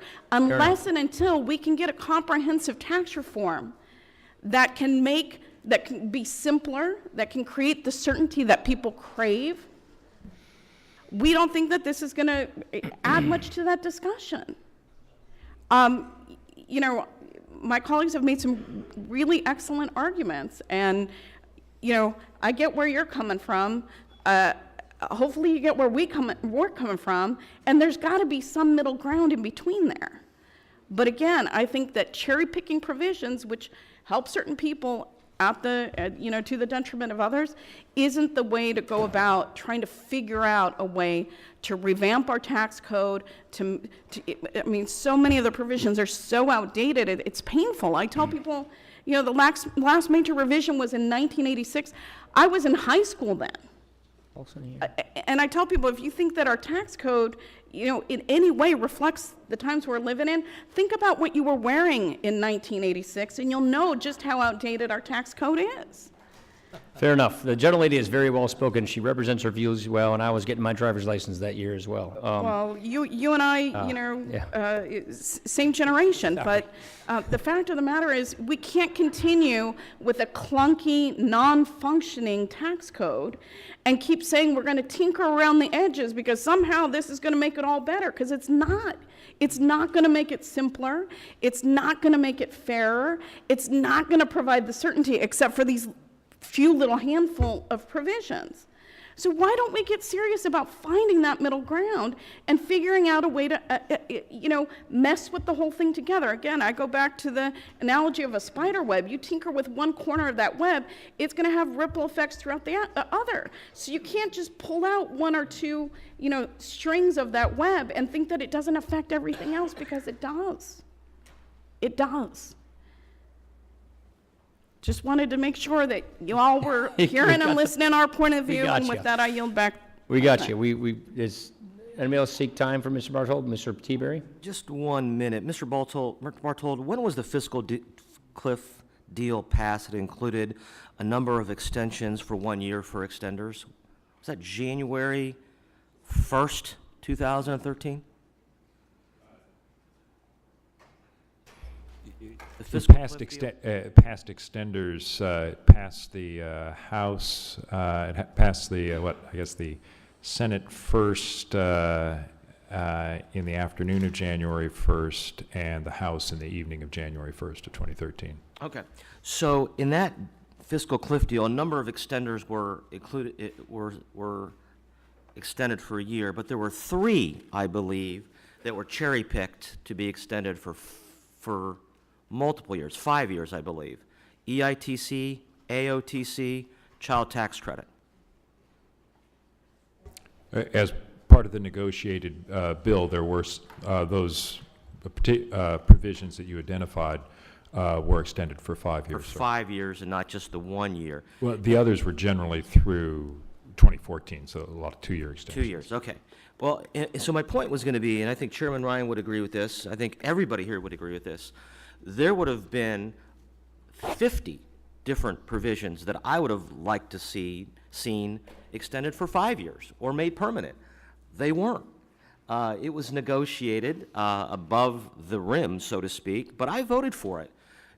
We are trying to get to comprehensive tax reform, and there are bills that I would like to see included today that are not included today. And I want to remind everybody, and the reporters at that table over there have written about this. In December, this is not a secret, in December, a number of these bills, including my Section 179 bill with Mr. Kind, were being negotiated by Democrats and Republicans at the leadership level to be made permanent and not paid for. I mean, the elephant in the room, ladies and gentlemen, is we've been there. We've been doing this. This is, or the donkey in the room, as Mr. Neal would prefer. Little joke, little levity. So, listen, the ultimate goal is bipartisan, comprehensive tax reform. The chairman couldn't have been clearer at the beginning. We have that goal, but let's give some certainty to as many people who have temporary positions that have expired for some worthy things, and we'll continue to move on to others as well. I yield back. We will now hear from Mr. Paulson on H.R. 640, a bill to modify the tax rate for excise tax on investment income of private foundations. Mr. Paulson, you are now recognized for an opening statement for 5 minutes. Thank you, Mr. Chairman. This bill simplifies the tax code for private foundations. I'd like to thank my colleague, Mr. Davis, who's been a longtime advocate as well for this effort. I think we would all agree that private foundations make a big difference for our communities in different ways. I know in Minnesota there are over 1,400 foundations that donate more than $1 billion each and every year to those in need.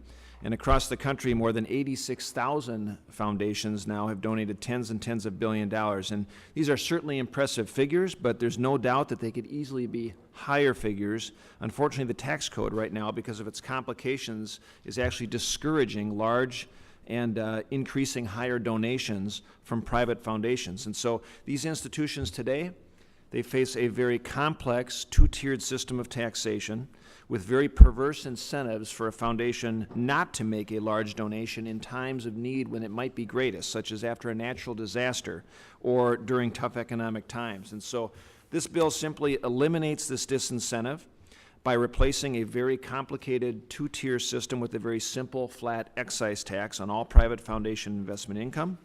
This will simplify the tax planning process, especially for those smaller foundations that now have to expend resources on lawyers and accountants instead of towards grants and programs to actually improve our communities. And so the bottom line here is this will ensure that charitable giving decisions are actually based on the needs of our communities rather than the tax code. And simplifying the tax code, encouraging more charitable giving is the goal.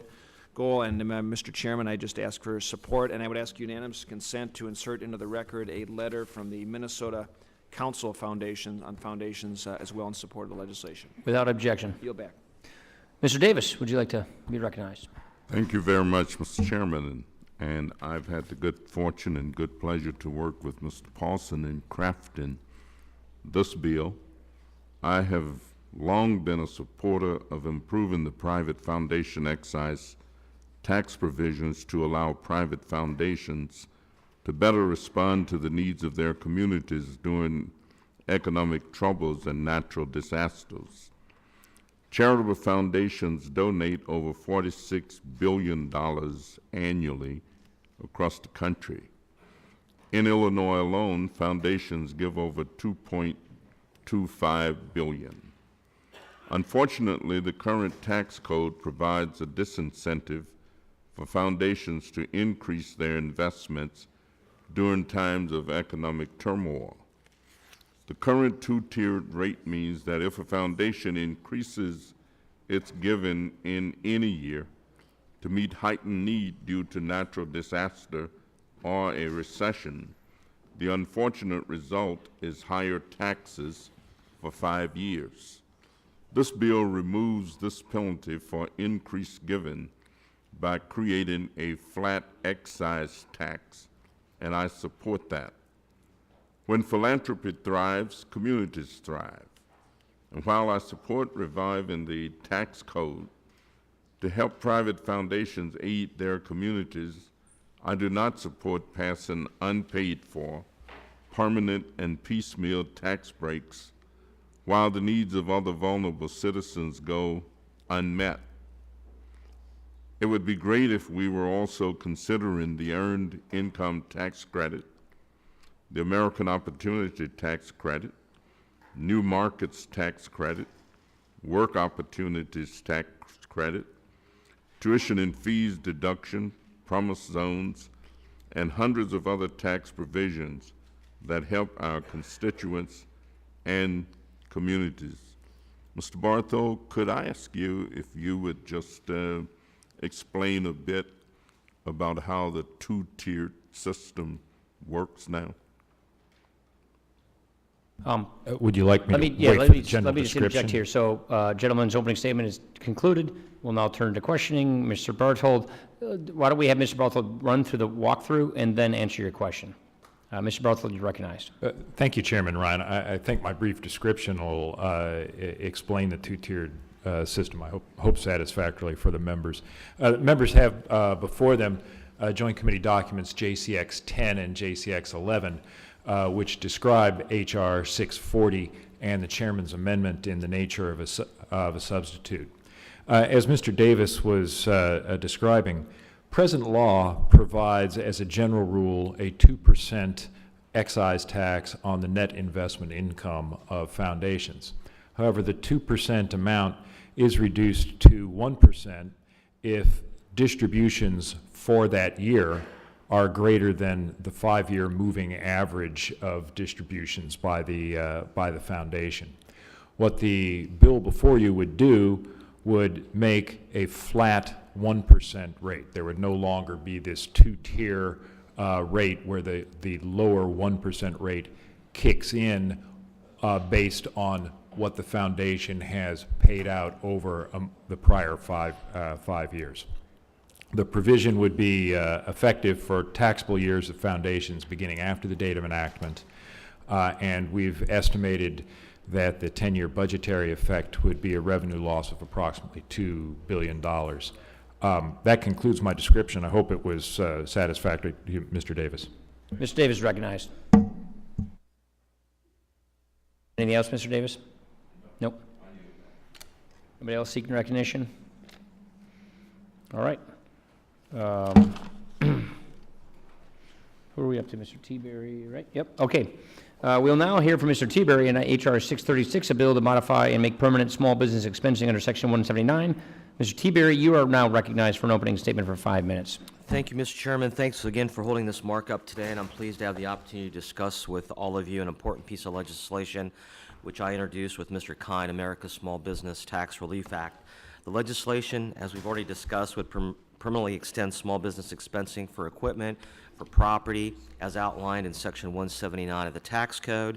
Section 179 allows small business owners to immediately deduct the cost of investments in property, equipment, computer software, rather than depreciating that cost over time.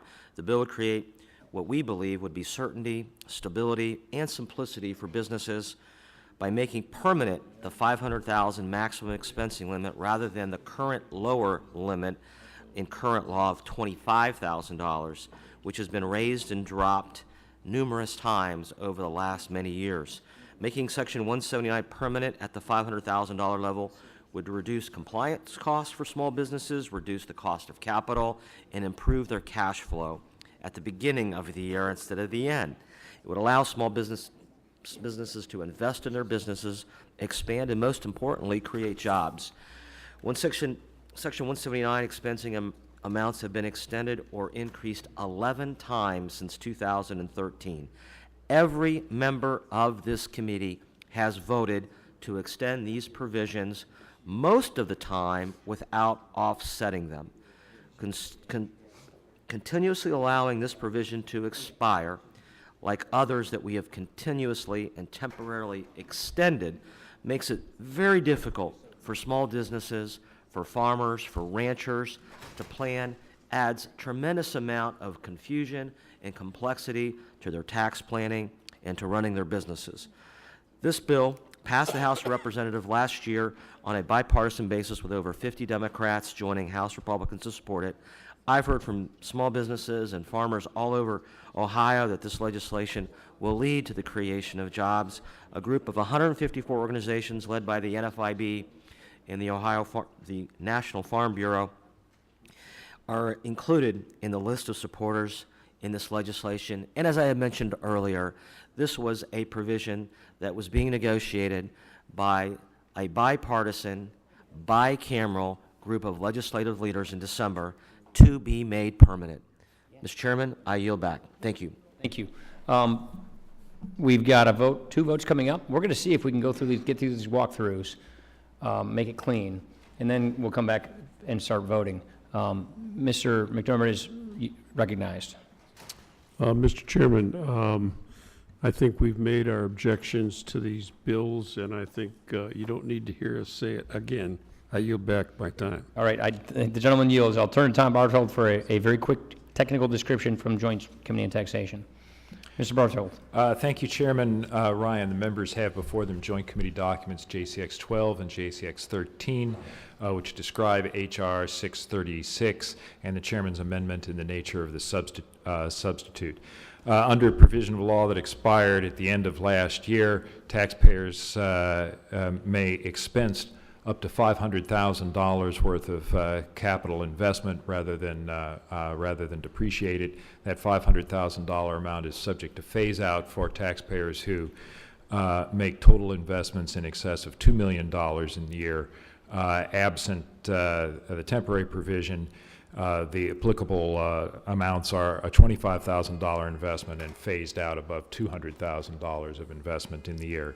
In addition, the temporary provision made clear that off-the-shelf computer software was a qualifying investment for these purposes. Also, certain qualified real property, including leasehold improvements and restaurant property, subject to a separate limit, were included. The bill before you would make all those temporary provisions permanent. It would remove the separate limit on qualified real property. It would also allow HVAC property to be considered qualified real property for this purpose, and the provision would be effective for tax years beginning after 2014. Any questions? Hearing none, we will now hear from Mr. Reichert on HR 629, a bill to make permanent the 5-year recognition period for built-in gains of an S corporation. Mr. Reichert, you recognize. Thank you, Mr. Chairman. I'll try to speak as fast as you do, but I might get a little tongue-tied. First, let me thank Mr. Kind, my good friend, for co-sponsoring this legislation with me. As we talk about the tax code, one of the main themes that has come up again and again, and we've talked about it here today, is certainty for individuals to plan and for businesses to thrive. Nowhere is this more true than small or closely held businesses. Pass-through businesses, as we all know, account for more than half of all jobs in the United States. Permanence in the tax law is especially important for these privately held businesses because they can't go to the public markets every time they want to invest in new equipment or hire workers. A perfect example of an area of the tax code that is ripe for permanence so that as this S corporation businesses can plan to access and redeploy their own capital is the built-in gains, or as it's called, the big relief provision before us today. The big tax is a double tax on S corporations that want to sell their appreciated assets after converting from C corporation status. Currently, S corporations have to wait 10 years after converting before selling their assets to avoid the punitive double tax. Traditional year-to-year tax extender legislation has reduced this holding period to 5 years, holding to the original anti-abuse intent of the law, yet providing significant relief for businesses nationwide. The legislation introduced by Mr. Kind and I would permanently reduce this holding period to 5 years. In this committee last year, we heard from Mr. Jim Redpath, who's an accountant from near Mr. Paulson's district, that the big tax causes S corporations to hold on to unproductive or old assets that should be replaced. His example was of a road contractor that is holding on to old equipment and trucks sitting in the junkyard rather than selling them and being able to be subject to the big double tax. Instead of selling assets and using the proceeds to hire new workers or invest in new equipment, the business owners sit on the sidelines. This is a perfect example of the tax code influencing business decisions, and this needs to stop. Last year, the House addressed this challenge by passing this legislation with bipartisan support. And Mr. Chairman, this has been a law that's been in effect since the 1960s. And we changed it in 2009 from 10 years to 7 years, and in 2010 we changed it to 5 years. I yield back. Gentleman goes back. Mr. McDermott's recognized. Mr. Chairman, Mr. Kine is at the White House meeting with the President, but wanted me to communicate that he would support this, but only as a part of a comprehensive tax bill. I yield back to Councilman. Point taken, noted for the record. I'll now turn to Mr. Barthold for a brief description of H.R. 629. Mr. Barthold, you're recognized. Thank you, Mr. Chairman. I'll be briefer. The provision before you would make permanent the 5-year holding period in lieu of the 10-year holding period for the extra tax on recognition of a gain in the case of property that was held by a taxpayer who had converted from C corporate status to S corporate status. It would be effective for tax years beginning after 2014. Thank you. Any questions? Hearing none. Before we go to Mr. Reichert, I want members to know that we will we will recess subject to the call of the chair, which means we will come immediately back right after this vote. So there's a 15-minute vote that's underway right now, that's winding down, then a 5-minute vote, then we'll come back, and we're going to start taking votes, so everybody should come back. Lastly, we're going to hear from Mr. Reichert on H.R. 630, a bill to make permanent the basis adjustment for the rule for charitable contributions of capital stock by S corporations. Mr. Reichert, feel free to summarize your description. You're recognized. I got your message loud and clear, Mr. Chairman. This last piece of legislation also brings stability and common sense to the tax code for S corporations. Again, I thank my friend, Mr. Kind, for working on this legislation with me. Mr. Barthold will get into the details of the bill. Again, this is a bill that's been extended 5 times over 9 years. Need to make this permanent for certainty for our business community. I yield back. Thank you. Mr. McDermott is recognized. Mr. Chairman, Mr. Kind is sorry that he can't be here because he's down at the White House, but he worked very hard on this bill and would like to pass it as a part of comprehensive reform. I yield the balance of my time. Point taken. I'll now turn to Mr. Barthold for a very brief description. Thank you, Mr. Chairman. This bill would make permanent that the basis reduction that an S Corp shareholder takes into account when the S Corporation makes a charitable contribution, that the basis reduction would be its pro rata share of the basis in the property so contributed. It would be effective for taxable years beginning after 2014. Thank you. This concludes the walkthrough portion of today's markup. Remember, we will be, when we resume after this second vote, which is in a couple of minutes, we're going to start voting. So the committee now stands in recess subject to the call of the chair.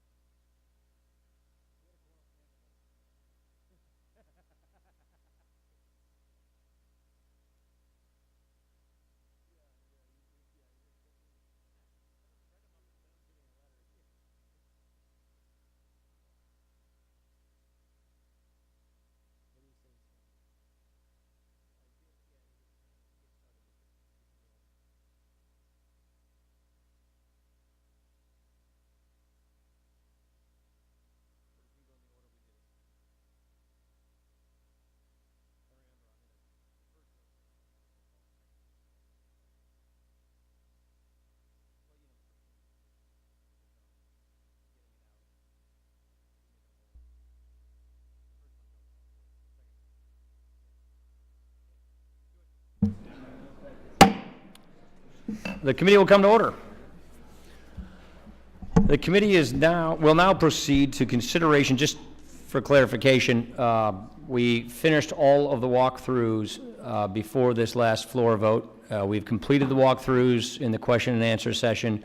We're now going to proceed to consideration of the amendments in the nature of substitutes. So the committee will now proceed to the consideration of H.R. 644.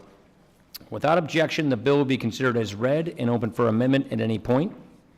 I offer an amendment in the nature of a substitute, which was distributed in advance, discussed in the walkthrough, along with a green sheet explaining it. Without objection, the amendment in the nature of a substitute shall be considered as read, open for amendment at any point, and considered base text for the purpose of the amendment. Are there any amendments to the amendment in the nature of a substitute?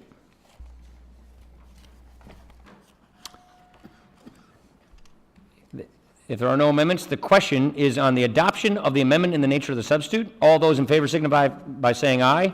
Aye. Those opposed, no.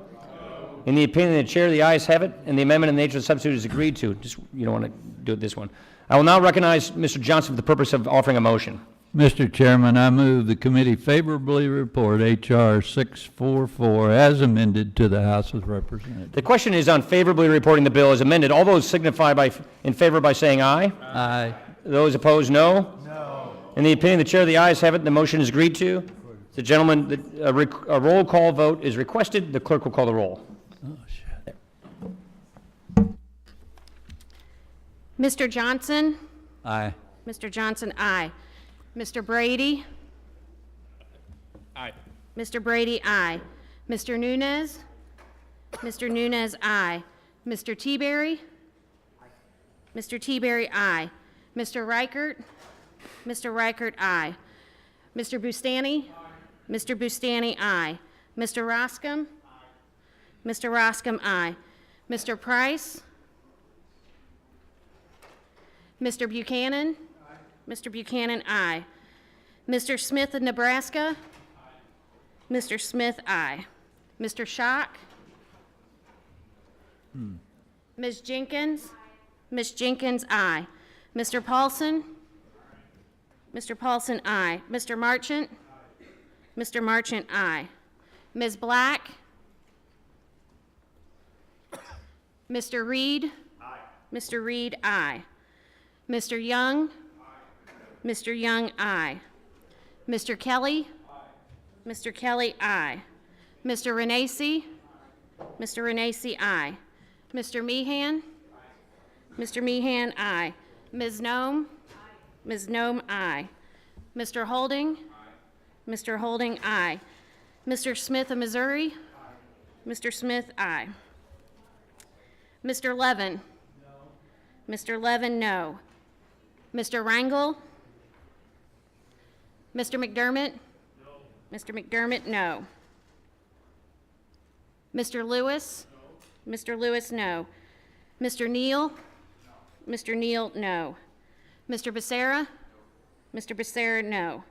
Mr. Doggett? No. Mr. Doggett, no. Mr. Thompson? No. Mr. Thompson, no. Mr. Larson? No. Mr. Larson, no. Mr. Blumenauer?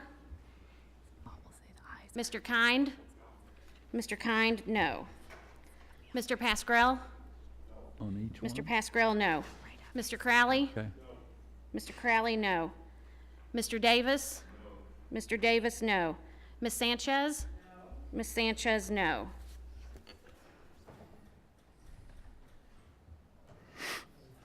Mr. Price? Mr. Schock?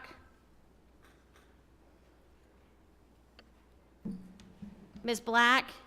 Aye. Ms. Black, aye.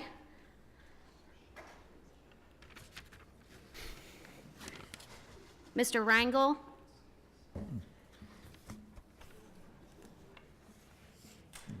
Mr. Blumenauer? Chairman Ryan? Aye. Chairman Ryan, aye. Are there any members who wish to record the vote who have not been recorded yet? You recorded? Okay. The clerk will report the vote.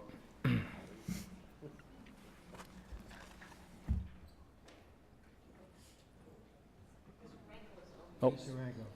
I ask unanimous consent, we open the vote. I know, we do too. Is he walking, is he like right there? Okay.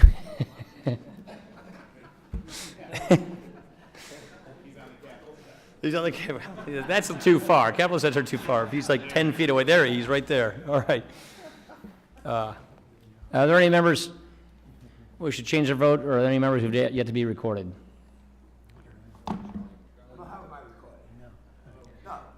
The gentleman is not recorded. No, I vote no. Mr. Rangel, no. All right. The clerk will report the vote.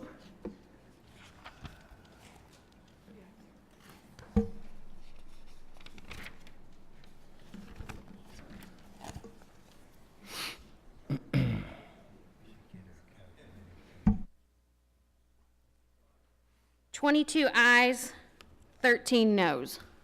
There being 22 ayes and 13 noes, the H.R. 644 is passed.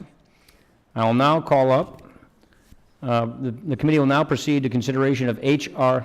Wait. Oh, the motion, yeah, I forgot. My bad. Yeah.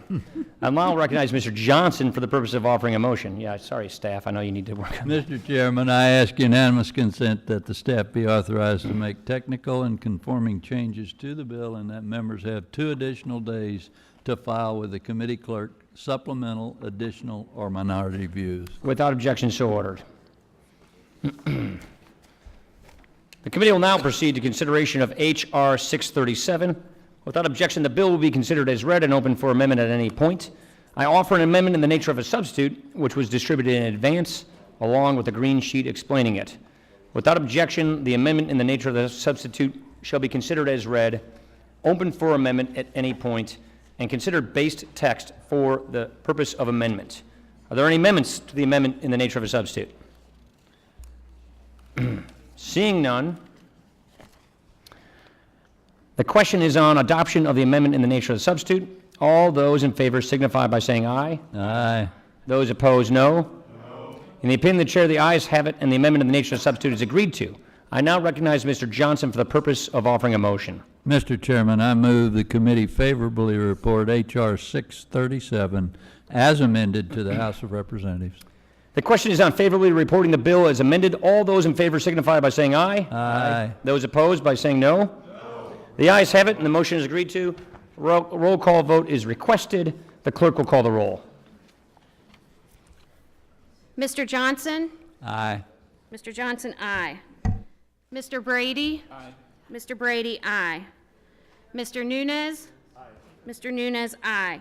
Mr. Teaberry? Mr. Teaberry, aye. Mr. Reichert? Mr. Reichert, aye.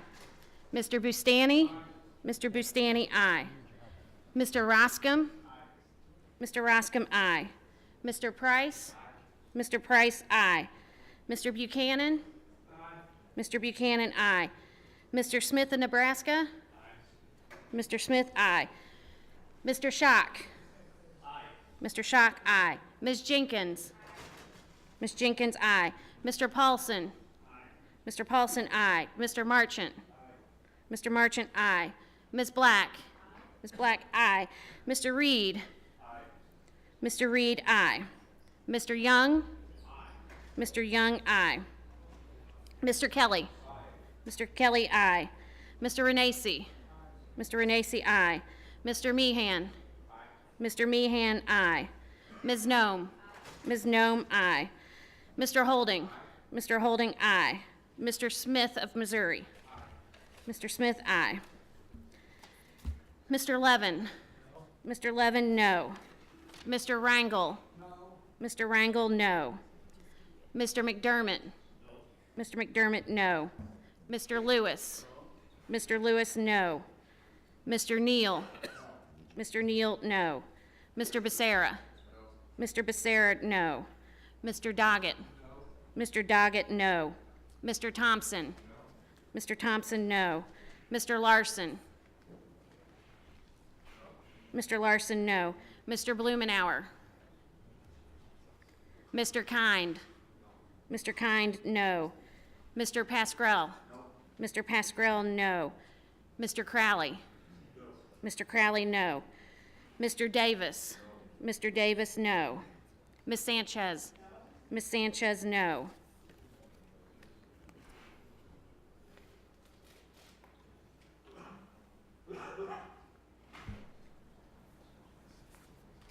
Mr. Blumenauer? Chairman Ryan? Aye. Chairman Ryan, aye.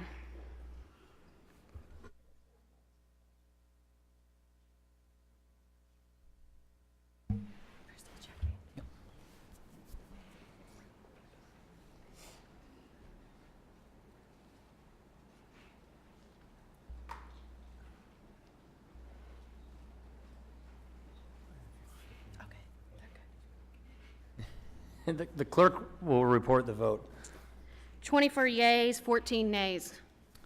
There being 23 ayes and 14 nays, the motion is agreed to. H.R. 637 is amended and is ordered favorably reported to the House of Representatives. I will now recognize Mr. Johnson for the purpose of offering a motion. Mr. Chairman, I ask unanimous consent the staff be authorized to make technical and conforming changes to the bills and that members have 2 additional days to file with the committee clerk supplemental, additional, or minority views. Without objection, so ordered.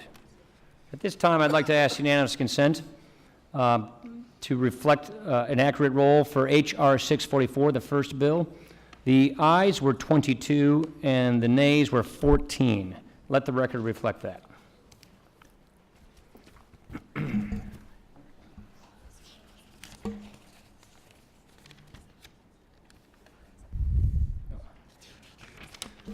The committee will now proceed to consideration of H.R. 641. Without objection, the bill will be considered as read and open for amendment at any point.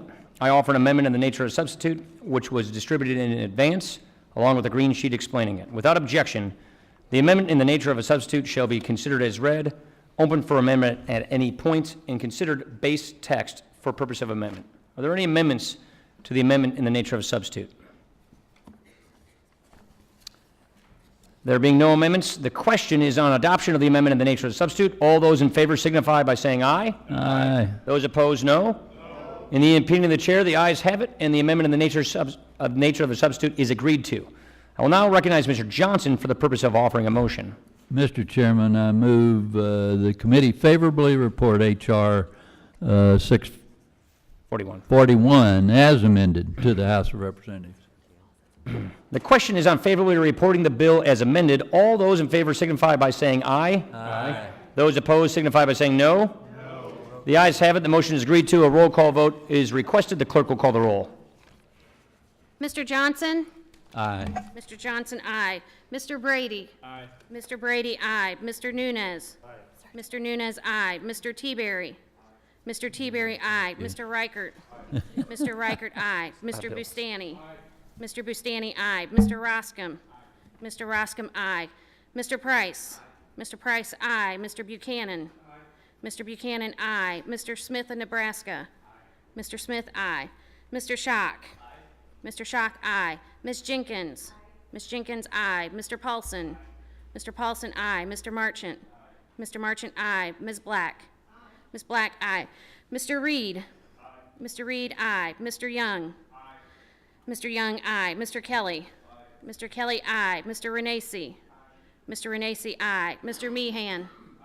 Mr. Meehan, aye. Ms. Nome? Ms. Nome, aye. Mr. Holding? Mr. Holding, aye. Mr. Smith of Missouri? Mr. Smith, aye. Mr. Levin? No. Mr. Levin, no. Mr. Rangel? No. Mr. Rangel, no. Mr. McDermott? No. Mr. McDermott, no. Mr. Lewis? No. Mr. Lewis, no. Mr. Neal? No. Mr. Neal, no. Mr. Becerra? No. Mr. Becerra, no. Mr. Doggett? No. Mr. Doggett, no. Mr. Thompson? No. Mr. Thompson, no. Mr. Larson? No. Mr. Larson, no. Mr. Blumenauer? Mr. Kind? Mr. Kind, no. Mr. Pascrell? No. Mr. Pascrell, no. Mr. Crowley? Mr. Crowley, no. Mr. Davis? No. Mr. Davis, no. Ms. Sanchez? No. Ms. Sanchez, no. Mr. Blumenauer? Chairman Ryan? Aye. Chairman Ryan, aye.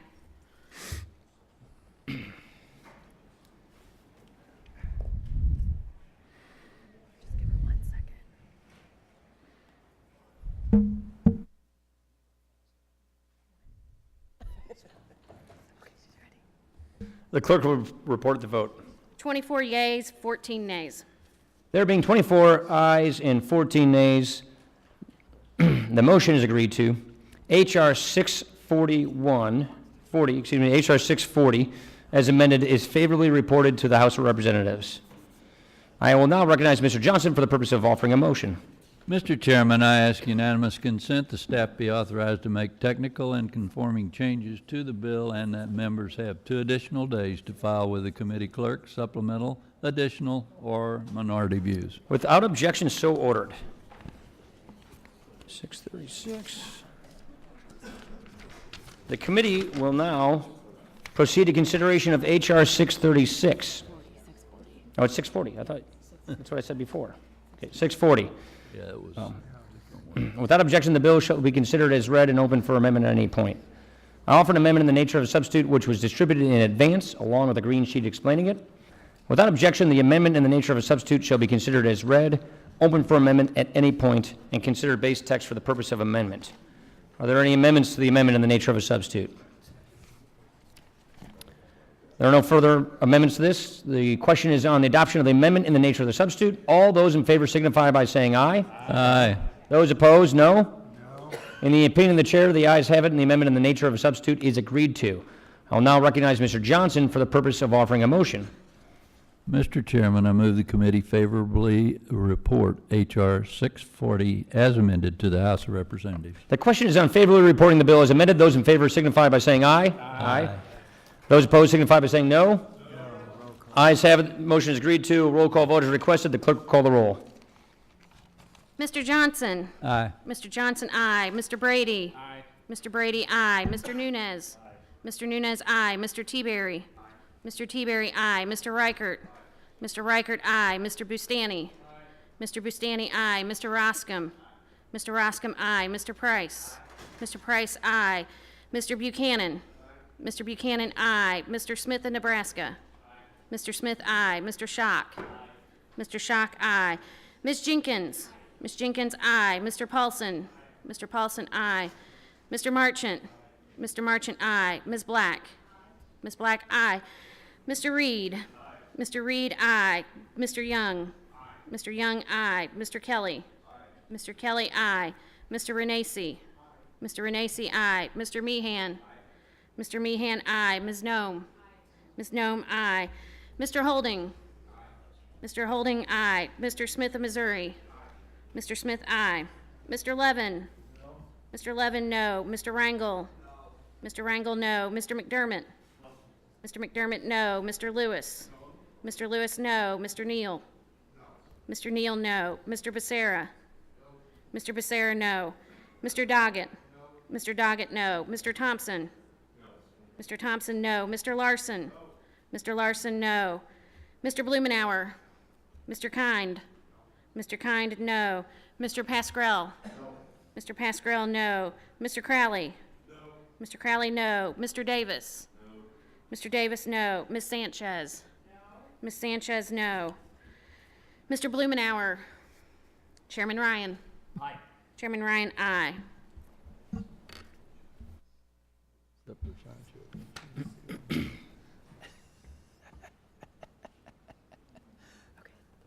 Clerk will report the vote. 24 yeas, 14 nays. There being 24 ayes and 14 nays, excuse me, the motion is agreed to. H.R. 640 as amended is ordered favorably reported to the House of Representatives. I will now recognize Mr. Johnson for the purpose of offering a motion. Mr. Chairman, I ask unanimous consent that staff be authorized to make technical and conforming changes to the bill and that members have 2 additional days to file with the committee clerk supplemental, additional, or minority views. Without objection, so ordered. Without objection, so ordered. The committee will now proceed to consideration of H.R. 636. Without objection, the bill will be considered as read and open for amendment at any point. I offer an amendment in the nature of a substitute, which was distributed in advance along with a green sheet explaining it. Without objection, the amendment in the nature of a substitute shall be considered as read, open for amendment at any point, and considered base text for purpose of amendment. Are there any amendments to the amendment in the nature of a substitute? There being none, the question is on adoption of the amendment in the nature of a substitute. All those in favor signify by saying aye. Aye. Those opposed, no. In the opinion of the chair, the ayes have it, and the amendment in the nature of a substitute is agreed to. I will now recognize Mr. Johnson for the purpose of offering a motion. Mr. Chairman, I move the committee favorably report H.R. 636 as amended to the House of Representatives. The question is on favorably reporting the bill as amended. All those in favor signify by saying aye. Aye. Those opposed, no. Opinion of the chair, the ayes have it. A roll call vote is requested. The clerk will call the roll. Mr. Johnson? Aye. Mr. Johnson, aye. Mr. Brady? Aye. Mr. Brady, aye. Mr. Nunez? Mr. Nunez, aye. Mr. T-Berry? Mr. T-Berry, aye. Mr. Reichert? Mr. Reichert, aye. Mr. Bustani? Mr. Bustani, aye. Mr. Roscom? Mr. Roscom, aye. Mr. Price? Mr. Price, aye. Mr. Buchanan? Mr. Buchanan, aye. Mr. Smith of Nebraska? Mr. Smith, aye. Mr. Schock? Mr. Schock, aye. Ms. Jenkins? Ms. Jenkins, aye. Mr. Paulson? Mr. Paulson, aye. Mr. Marchant?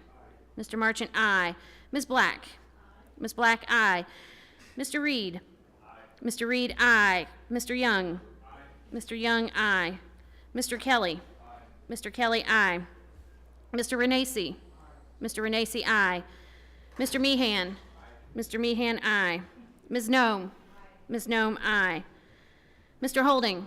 Mr. Holding, aye. Mr. Smith of Missouri? Mr. Smith, aye. Mr. Levin? Mr. Levin, no. Mr. Rangel? Mr. Rangel, no. Mr. McDermott? Mr. McDermott, no. Mr. Lewis? Mr. Lewis, no. Mr. Neal? Mr. Neal, no. Mr. Becerra? Mr. Becerra, no. Mr. Doggett? Mr. Doggett, no. Mr. Thompson? Mr. Thompson, no. Mr. Larson? Mr. Larson, no. Mr. Blumenauer? Mr. Kind? Mr. Kind, no. Mr. Pascrell? Mr. Pascrell, no. Mr. Crowley? Mr. Crowley, no. Mr. Davis? Mr. Davis, no. Ms. Sanchez? Ms. Sanchez, no. Mr. Blumenauer? Chairman Ryan? Aye. Chairman Ryan, aye.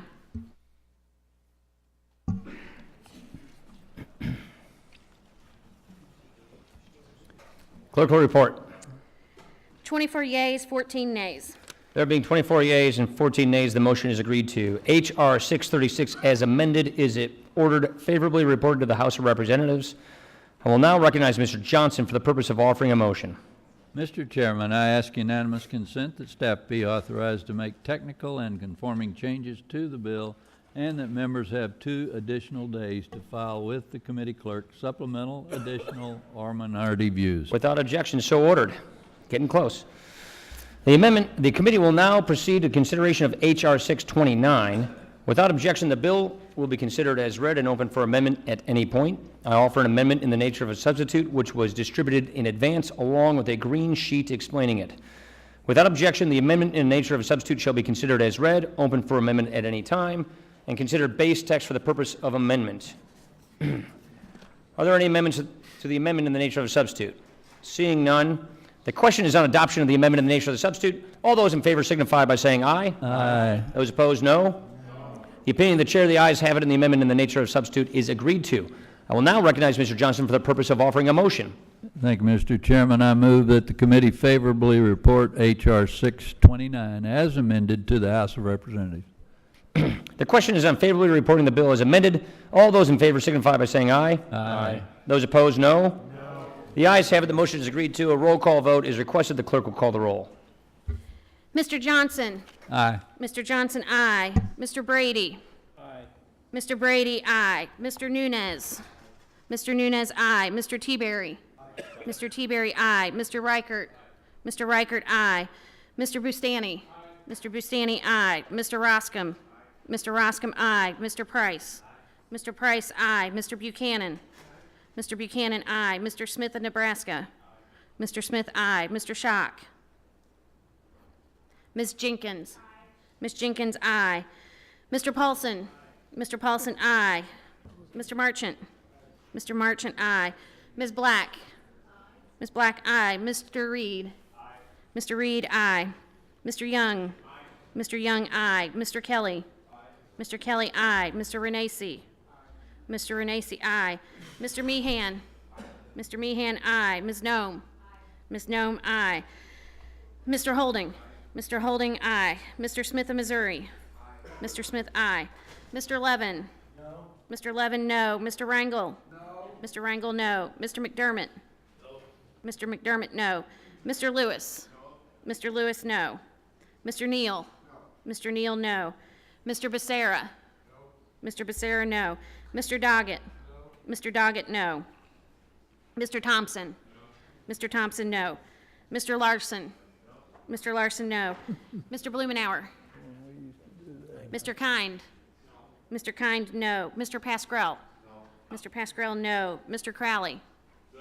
Mr. Crowley, no. Mr. Davis. No. Mr. Davis, no. Ms. Sanchez. No. Ms. Sanchez, no. Mr. Schock. Mr. Blumenauer. Ask how you're recorded. The gentleman's not recorded.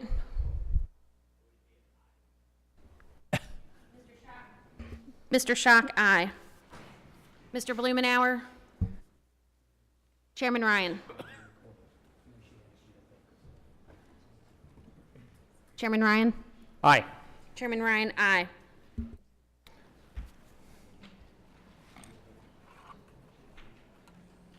Clerk will report the vote. 24 yeas, 14 nays. 23. Did the clerk say 23? 24. 24. 24, 14. 24 ayes, 14 nays. The motion is agreed to. H.R. 629 as amended is ordered favorably reported to the House of Representatives. I will now recognize Mr. Johnson for the purpose of offering a motion. Mr. Chairman, I ask unanimous consent that the staff be authorized to make technical and conforming changes to the bills and that members have 2 additional days to file with the committee clerk supplemental, additional, or minority views. Without objection, so ordered. The committee will now proceed to consideration of H.R. 630. Without objection, the bill will be considered as read and open for amendment at any point. I'll offer an amendment in the nature of a substitute, which was distributed in advance along with a green sheet explaining it.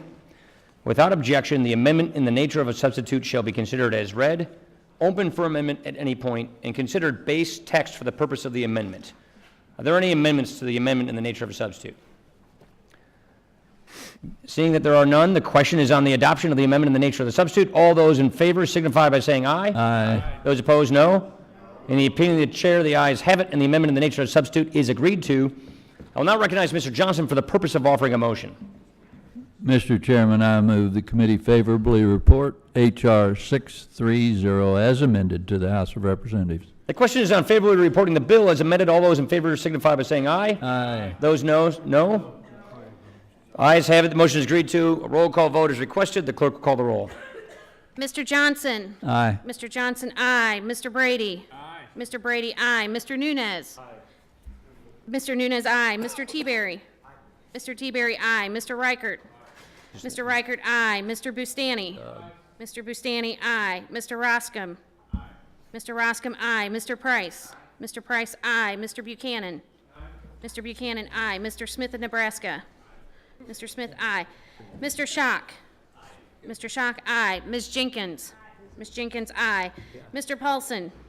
Mr. Paulson, aye. Mr. Marchant. Aye. Mr. Marchant, aye. Ms. Black. Aye. Ms. Black, aye. Mr. Reed. Aye. Mr. Reed, aye. Mr. Young. Aye. Mr. Young, aye. Mr. Kelly. Aye. Mr. Kelly, aye. Mr. Renacci. Aye. Mr. Renacci, aye. Mr. Meehan. Aye. Mr. Meehan, aye. Ms. Nome. Aye. Ms. Nome, aye. Mr. Holding. Aye. Mr. Holding, aye. Mr. Smith of Missouri. Aye. Mr. Smith, aye. Mr. Levin. No. Mr. Levin, no. Mr. Rangel. No. Mr. Rangel, no. Mr. McDermott. No. Mr. McDermott, no. Mr. Lewis. No. Mr. Lewis, no. Mr. Neal. No. Mr. Neal, no. Mr. Becerra. No. Mr. Becerra, no. Mr. Doggett. No. Mr. Doggett, no. Mr. Thompson. No. Mr. Thompson, no. Mr. Larson. No. Mr. Larson, no. Mr. Blumenauer. Mr. Kind. No. Mr. Kind, no. Mr. Pascrell. No. Mr. Pascrell, no. Mr. Crowley. Mr. Crowley, no. Mr. Davis. No. Mr. Davis, no. Ms. Sanchez. Ms. Sanchez, no. Mr. Blumenauer. Chairman Ryan. Aye. Chairman Ryan, aye.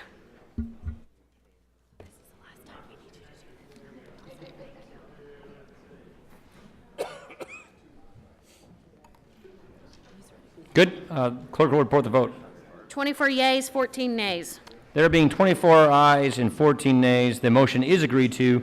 H.R. 630, as amended, is ordered favorably to report to the House of Representatives. I now recognize Mr. Johnson for the purpose of offering a motion. Mr. Chairman, I ask unanimous consent that staff be authorized to make technical and conforming changes to the bills, and that members have 2 additional days to file with the committee clerk supplemental, additional, or minority views. Without objection, so ordered. There being no further business before the committee stands adjourned. Hey, great work. Thank you, Mr. Johnson. Great work, partner. Yeah, thanks. Good job, guys. Thank you, Mr. Ray. Way to go.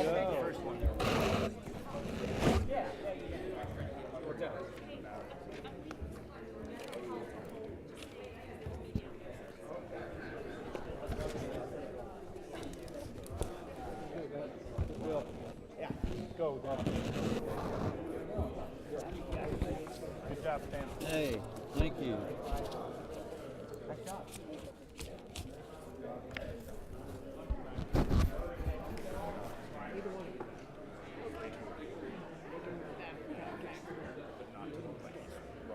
Okay, just in full comments, because in case they ask him about it. Okay.